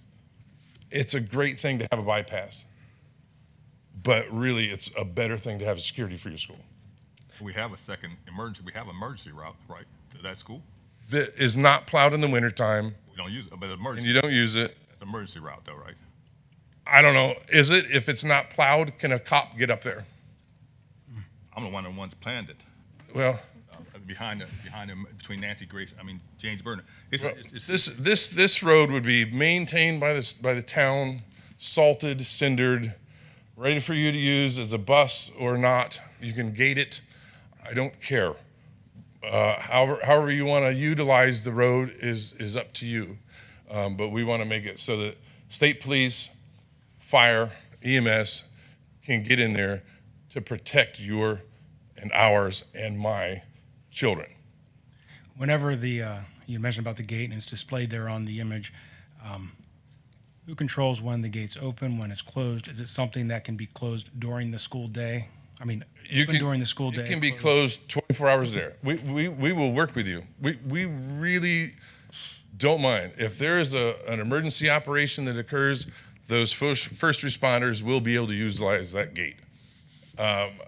If you want to keep a gate closed 24 hours a day, I don't mind. Well, that goes against what your plan is. No, it's not. Going over the tracks, is that it? Phase 3, this takes it over my ass. No, that's the next phase.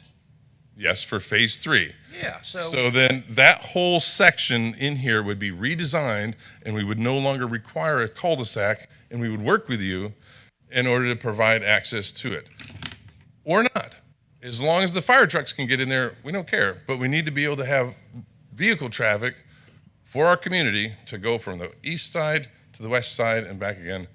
And we have Interstate 81, you have railroad tracks, we have emergencies that happen in snow emergencies. Our community needs this. Mr. Mack. Yes, sir. We've handed your prints into our engineers. We're getting ready to expand, or we are talking about expansion at SACES. And we are talking about a way to utilize this. But I would assume that if you are wanting us to give you 1.7 acres, you would then potentially give us 1.7 acres on the other piece of property on that side of the fence, because we are going to be looking for parking.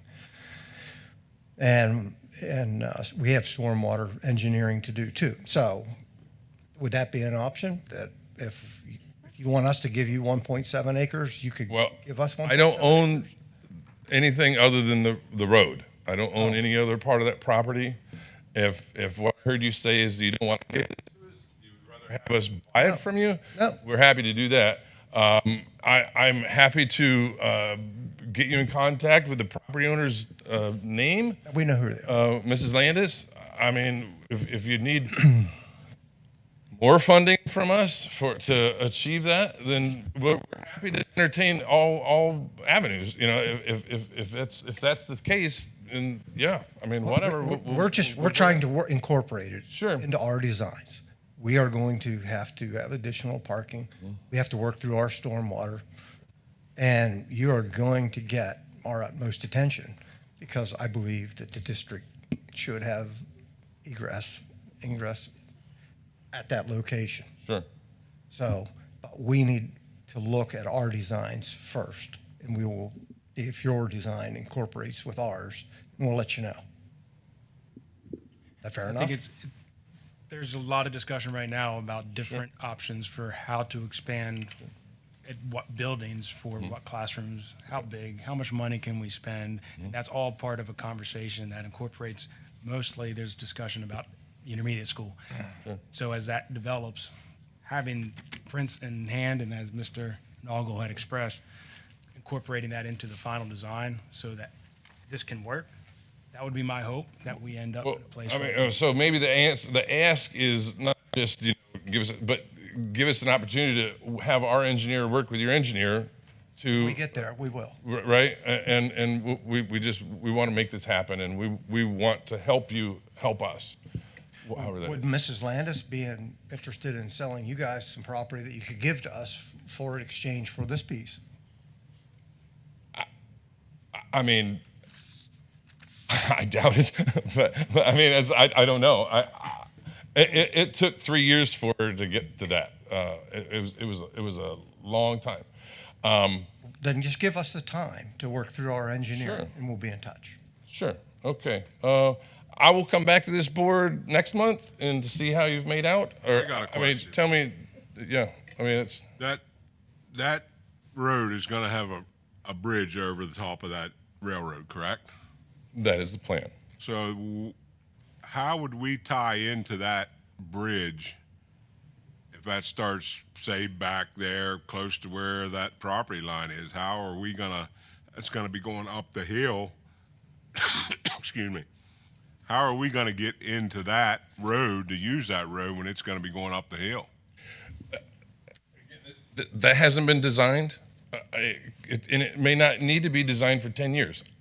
I don't have the ability to answer that right now because there's no design for it.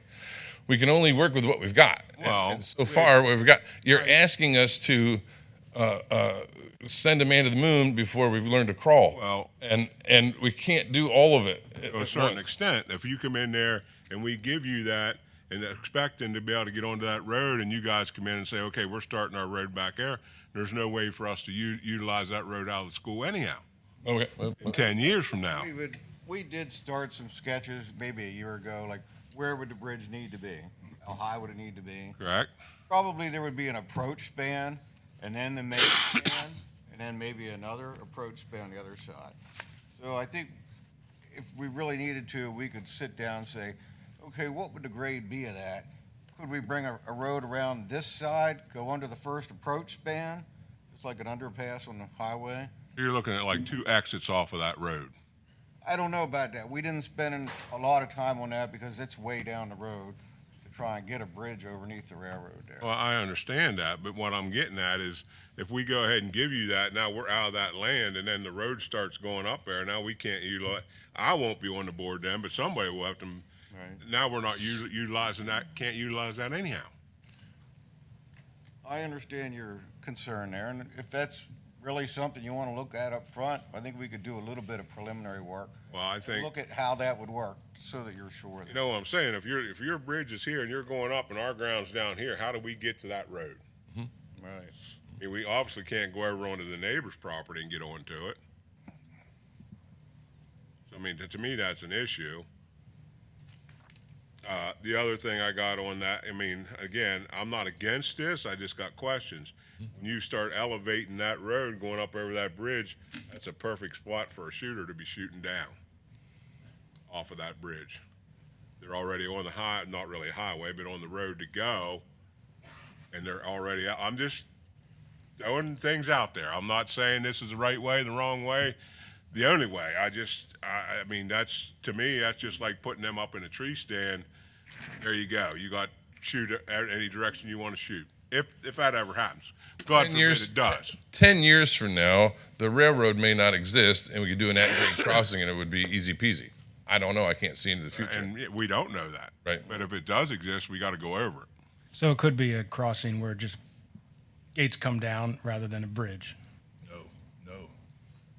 Well, if the railroad tracks aren't there, then yes. I mean, Well, the tracks there, you don't drive across tracks anymore. That's no, you that can't doesn't do happen. that, That won't happen. Yeah, Not an engineer. well, that's the. I don't think the National train Transportation Board would allow that anywhere. They really don't like. We're in the country. Really don't like that. I mean, the bypass is long overdue. I mean, it should have been done by the other people were involved in it. What happened, I don't know. But I can live with this, but I'm like Noggle said, I'm concerned about if we want to do an extension to that school and they need parking, we give everything. We look like fools. You know what I'm saying? We give it up to you now, then we need parking, and but the first time I looked like a fool, but knowingly it makes a big difference. So I mean, I'm for the bypass. I got no problem. Sure.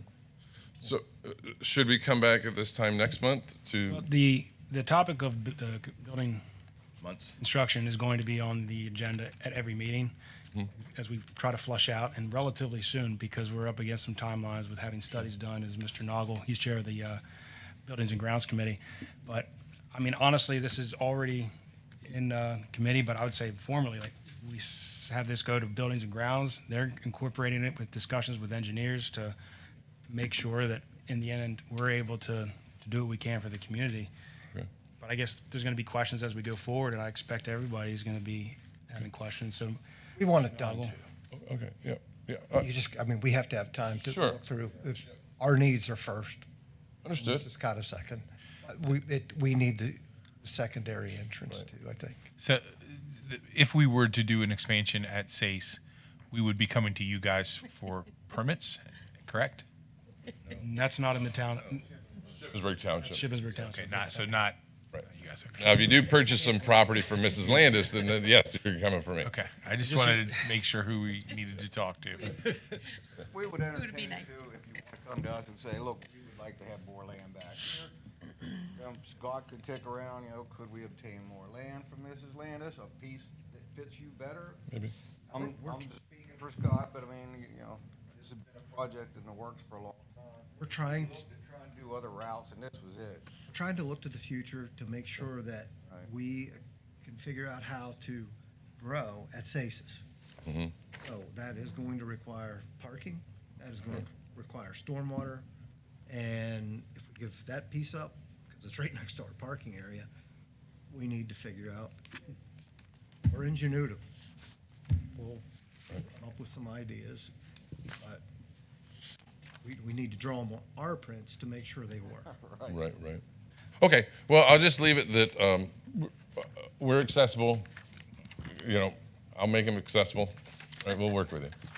Yeah, please communicate Get with, some kind of drawing of what that may, I mean, I know you can't get exact drawing, but what that may look like with that bridge going up across there and our tying into our school?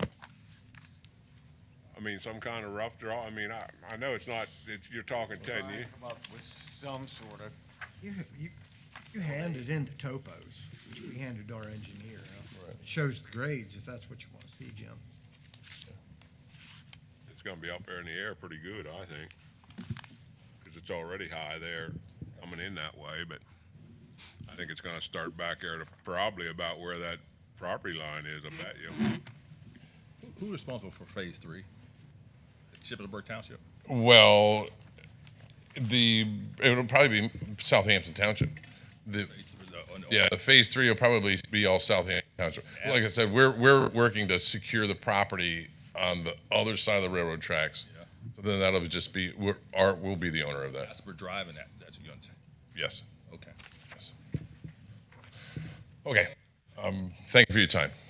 yeah, and I think if you have additional information, reach out to Superintendent August, Okay. and then Mr. Noggle as well, me.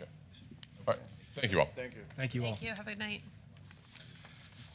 Okay, continuing on, want to get the enrollment report. As of the 13th, we have a total of 3,776 students in the district, with 1,788 at the elementary level, 891 at the middle school level, and 1,097 at the high school. That's relatively stable. It's gone up just a bit, and we're within the low range of our conservative. We're close to the low conservative range for this year. Donation report.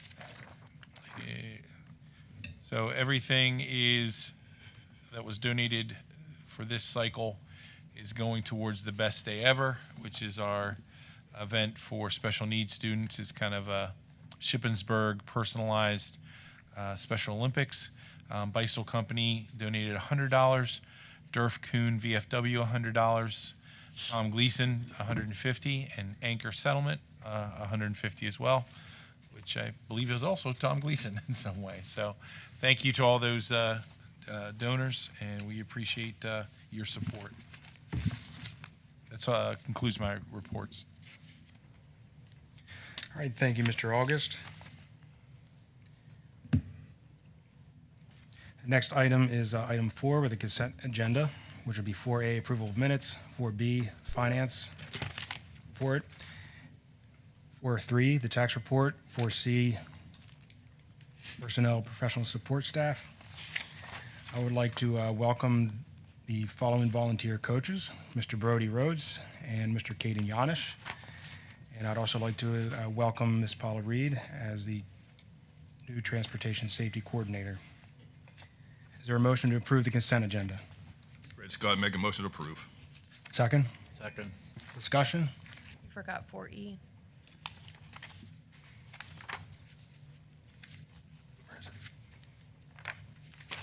Expulsion waiver. Thank you, Ms. Wolfinger, for keeping me on task. Item 4E is an expulsion waiver. You still want to maintain your motion, sir? Yes. Is there a second? Second. Thank you, Dr. Lyman. Any discussion? All in favor? Aye. Opposed? The motion carries. For the action agenda,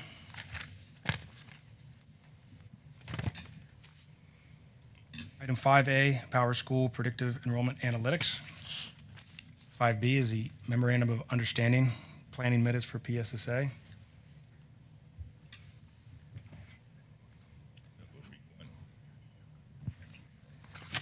For item 5A for Power School, I would like to ask for a motion for approval. So be it. Second? Second. Discussion. All in favor? Aye. Opposed? The motion carries. Item 5B, MOU for planning minutes for PSSAs. Is there a motion for approval? Red Scott, make a motion to approve. Second? Second. Discussion?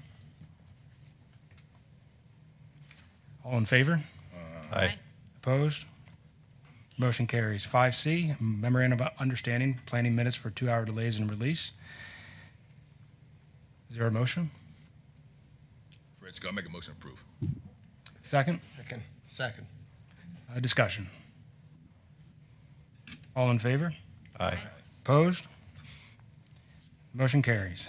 Item 5D, the Memorandum of Understanding for planning minutes for early release and in-service days. Is there a motion? Move to approve. Second? Second. Any discussion? Trying to save Fred there for a second. Amen. All in favor? Aye. Opposed? Motion carries. 5E, School Stream Online Renewal. I'll read this one because of a dollar amount associated with it. The administration recommends the approval of School Stream at a cost of $8,196. This is used for special education forms, ELL, mileage, and supply requests, plus others. Is there a motion to approve? Move to approve. Is there a second? Second. Discussion? All in favor? Aye. Aye. Opposed? The motion carries. Item 5F, enhanced security cameras for the middle school. Administration recommends approval of the attached quote to upgrade the security camera system at the middle school. This project is funded by the 2023 to 2024 PCCD Competitive School Safety Grant. This $176,285 project includes adding 37 cameras, servers, and installation. Is there a motion to approve? Move to approve. So moved. Is there a Second. second? Thank you. Any discussion? All in favor? Aye. Opposed? Who made the initial? Ms. Suiters, okay. Yeah. Thank you. Motion carries. Item 5G, job description for school safety and transportation coordinator. Administration recommends approval of the attached job description. Is there a motion to approve? Fresco, make a motion to approve. Is there a second? Second. Any discussion? All in favor? Aye. Opposed? The motion carries. Item 5H is Siemens Access Control Devices at James Byrd SAIS High School and Administration Building. The Building and Grounds Committee and Administration recommend the addition of access control devices to be installed by Siemens as described by the attached quote at a cost of $24,355.45. Is there a motion to approve? Move to approve. Is there a second? Second. Mr. August, can you explain how this is going to help with our school and access? Because where?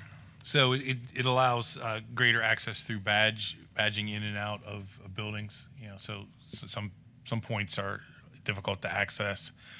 This just gives more availability to enter the buildings, and also better control in that when you scan in, you know who's in the building as well. Where's that money coming out of? So we have a dedicated fund balance for safety, school safety. It's what? School safety fund. We have a dedicated fund balance for that. Any other questions, comments? Motion to approve? It's already done. Sorry. All in favor? Aye. Opposed? Motion carries. Item 5I, memorandum of understanding for transportation coverage. Is there a motion to approve? Move to approve. Second. Fresco, seconds. All in favor? Aye. Aye. Opposed? Okay, moving on to discussion agenda. I'll list the items, and if there's any item a board member would like to ask questions or make comment about, please identify the item. 6A is facility dog at James Byrd Elementary School. Can I ask a question? Yes. Yep. How many dogs do we have in the district? Not enough. I know. So we have one at the high school, the middle school, and SACE currently. Okay. So 3. 3. This will be the 4th. This will be dog number 4. Yes. Great. Item 6B is a new club, National English Honor Society. Item 6C is an updated memorandum of understanding with law enforcement. I can give like a quick. I was just going to ask for an explanation, please. So when the budget was passed in November, there were a bunch of other school code updates that were also passed at that time, and one of them has to do with our memorandum of understanding that we have with law enforcement. They have to include timely coordination with threat assessment teams. So there was language that is specific that needs to be added for all of our memorandum of understanding that we have, and because we work with borough police, state police, and the university police, we have to have a different memorandum with each one of those groups. So they were all revised and updated to the new recommended memorandum of understanding that was worked on by the state police and Pennsylvania Department of Education. So we have to have them signed and then also submitted to PDE by June 30th. So we have a timeline as well. Any questions? Another unfunded mandate. Moving on, item 6D, Diacon Youth Center 2026 to 27 contract. This has another dollar amount, so I'll read. The administration approves that the board approves the contract with Diacon Youth Services for the 26-27 school year. Diacon Youth Services provides a range of programs for at-risk youth, primarily serving individuals referred by county juvenile probation departments and child and youth services. Diacon has entered into a partnership with the Capital Area Intermediate Unit to provide services upon request directly to school districts. The proposed contract establishes the rate for district-initiated referrals as $192.50 a day. Any questions or? Do we have a lot of students in this program? I'd have to check on how many we have. I mean, it's one of our ongoing programs, Mr. Scott. But they have to have done something to get in that program? Not necessarily. I mean, sometimes these are services that we access for kids that need additional support or additional placements. So this is additional services that provide that. Well, I guess what kind of service do they provide? Mental health, I believe. Okay, not just discipline or nothing like mental health or something like that? Correct. Okay. Any other questions or dialogue? Moving on to item 6E, grant applications. Item 6F, Microsoft enrollment for education solutions. The Intermediate 13 will be releasing our renewal quote in early April, and purchase order will be required in May of 15. Last year, the renewal was $35,213.40. The renewal cost is based on the number of teachers we have. This renewal represents year 3 of our 5-year agreement. This agreement provides the district with access to our @ship.email address accounts, as well as Microsoft applications such as Word and Excel. It also includes licensing for our out-network servers that support district data, the HVAC system, and other door access systems. Additionally, the agreement enables us to do more effective management of our newer Windows devices. Any questions? So that dollar amount is set over the period of 5 years. Each year is just the same.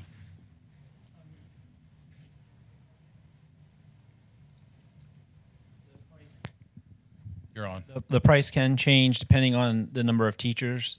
If the teachers increase, that can increase. There's some different add-ons that you could get that could change it, but I don't expect much of a change from that price. I don't think we've added too many teachers from last year. Any questions or comments? Moving on to 6G, 2026 to 27 proposed final general fund budget. So this is on for discussion tonight. It'll be on for a vote at the next meeting. The proposed final budget will be made available to the public inspection at least 20 days prior to the adoption of the final budget. Mr. Barwin, when is the anticipated date of a vote on the final budget? The final budget, June 8th. And that's well in advance of the June 30 deadline? Correct. Any questions? Comments? Moving on to 6I, community eligibility provision. Mr. Barwin, could you? 6H, I'm sorry. Food Service Management Company renewal and meal prices for 26-27. My understanding, this is a 1-year extension of the current contract? Yeah, I believe we're in this is the second renewal year available under the current contract. So How many renewals of a current contract can be done? contract allowed up to 4 additional 1-year renewals. Got it. Any questions? Comments? Moving on to item 6I, community eligibility provision. Mr. Barwin, again, would you provide a description for the public? Sure. Talk a little bit about this in the finance meeting before the board meeting. Right now, in 2024-2025 school year, the board piloted James Byrd Elementary on the community eligibility provision program, which allows access to free breakfast and free lunch. We're looking to expand that program to Nancy Grayson and the intermediate school starting in 26-27 school year. Any questions or comments from board members? Hallelujah. Moving on to item 6J, Three Monkeys Inflatables contract. This is for the James Byrd Elementary School for inflatables for the PBIS Carnival Day. 6K, the 26-27 state budget resolution. The growth in mandated expenses, specifically pension costs, charter school tuition payments, and special education over the last decade has outpaced the growth in all areas of school spending. Combined, those costs have increased by more than $6.1 billion, while the state revenue intended to help pay those costs has only increased by $2 billion, leaving a significant mandated cost gap of more than $4.1 billion. Those costs are being passed on to local taxpayers and students in the form of property tax increases and cuts to programs and services. Public schools continue to face growing instructional and operational costs, heightened by student mental health and behavioral health needs, special education mandate requirements, infrastructure needs, and persistent educator and support staff shortages that cannot be adequately addressed without significant and sustained state investment. Administration recommends approval of the attached resolution for the 26-27 state budget. That resolution will be on for a vote at the next board meeting. Are there any questions or comments on the resolution? I appreciated getting this and seeing it's really well written, all the points that were made about sort of the reality of public school funding in Pennsylvania now. Does this come from like PSBA or what's the source? Is that in conjunction with PSBA and PASBO. Okay, that's great. We need to raise awareness about the realities of our funding and hold the state's feet to the fire and have them do what they need to do instead of leaving us to continue to have to raise taxes on our constituents because they aren't doing their job. Additional comments? Seeing none, item 6L, future building project options. This item is on because of the continued discussion about the construction projects. So it's an opportunity for any board member to ask Buildings and Grounds Committee or administration questions about any of the projects. So I'd open the floor for any areas of questions by any board member. Mr. August, did you have any more information to share as far as the how you would put together the personnel list for at the facility meeting? Did you have the updated one for like a 3 through 6 version? I'm still working on it. I'm almost done with it. I just have to double check because there were a lot of copy paste between tabs. I want to make sure that it's accurate, or as accurate as it can be as a projection. Okay, thank you. So I assume next time we meet, there will be some sort of presentation that goes with this agenda item. Yes. Okay. And I believe the goal is to keep it on discussion, because we're not making a decision. So the next time we meet, it will still be a discussion item. I think just either, I mean, we put it on here because that's something we need to discuss. Okay. There was another option kind of popped up that we've been talking about. Actually, it was Mr. August's idea. He's trying to work through some things that might be a more cost-effective option. I'd call it like option 3.5 or something like that. Do you want to share any details? Because we're excited to hear. Sure.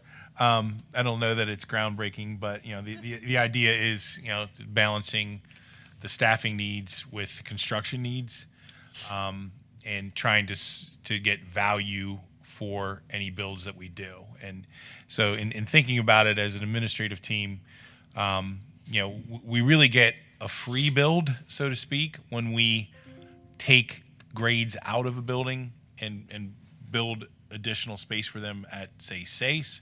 So 3.5 is roughly, asking the question, what would happen if third grade came out of Grayson and Byrd and went to SACE?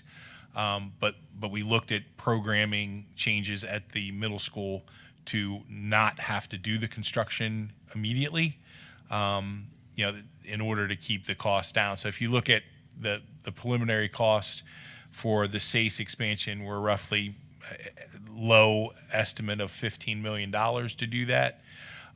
If you think in terms of what does 12 classrooms cost us, that we would be gaining at 2 buildings that have limited site access, limited parking, and are older, that gives us 12, which, rough estimate seems to be around $10 million to build.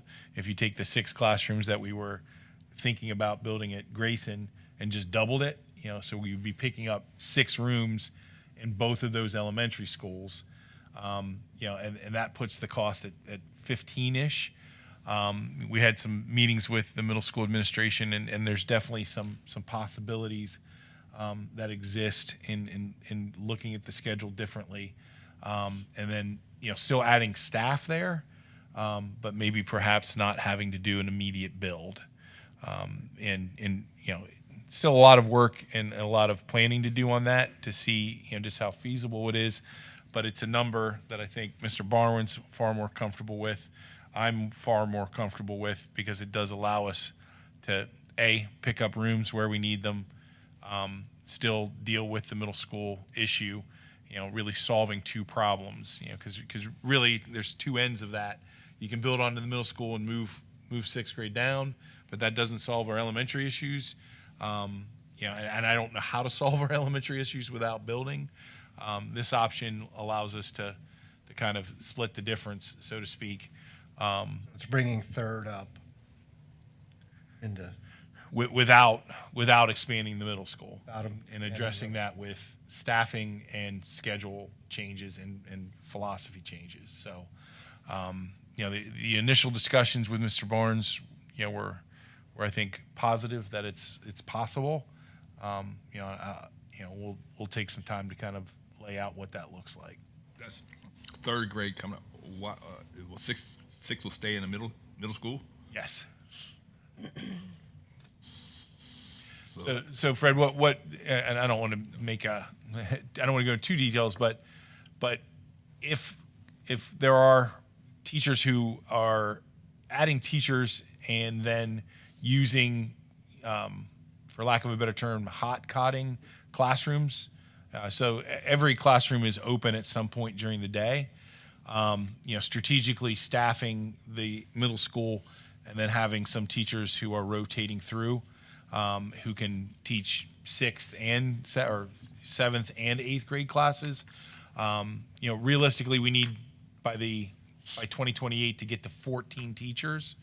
In my estimation at the middle school. So it's really just about how do we get 14 teachers in a grade level, and how do we make the schedule work, so that kids have places to go and teachers have places to go. It's really optimizing our space at the middle school, so that that we're getting maximum use of the classroom spaces that we already have there. There's certainly no plan that we have is going to be everyone's favorite, but given the financial constraints that we're under, this one has some promise to at least my mind for the board to consider. So in other words, it's another temporary fix?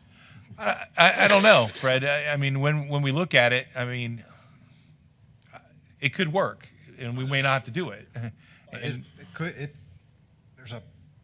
If we continue to grow, it will be a temporary fix. It's an option. No, it's in our budget. I mean, for me, I've told you before, I've gone through 3 of these. Each one was supposed to fix the one. If we know there's a problem, we're temporary fixing, we're just kicking it down the road. So I would just push back a little bit, Fred, in that we do not have the resources to take one bite of this apple and fix it all. I agree. So that's a $40 million fix. Our budget cannot handle that with staffing. So we have to find the most efficient way to get space where we need it without having to build it, and maximize our use of the buildings. We're going to have to build it eventually, right? Just putting out. I mean, I'm not going to rule that out, but we may be in a different financial state to be able to say, yes, we can now afford another borrow. Okay, so like you have to understand that $20 to $25 million limit, and I truly believe that $25 million is the tippy top for us. So, and it's got to have soft cost in it, and it has to have staffing in it. So, we want to make sure that we're maintaining stability and sustainability in the district for now. For the foreseeable future, Fred. It's not like this is going to be approved automatically. There'll be time to debate and talk through it. But it was encouraging from the efficient use of space, and not having to build on to, my big fear is building on to Nancy Grayson. A, where are we putting the rooms? B, where are we putting the parking there? So that's problematic. This solves that problem, and we believe we can solve the middle school problem with staffing and more efficient use of the existing classroom space. Can I ask two questions? So one is, when you're talking about the middle school, are you just referring to basically eliminating team structure to kind of accommodate? So I think it's a bit of a misnomer. It would be a junior high model, Right. but with some, I think, scheduling. So you can put all the kids to have this set of teachers. Right. I think you can maintain very similar structure where a group of teachers mostly has a group of students.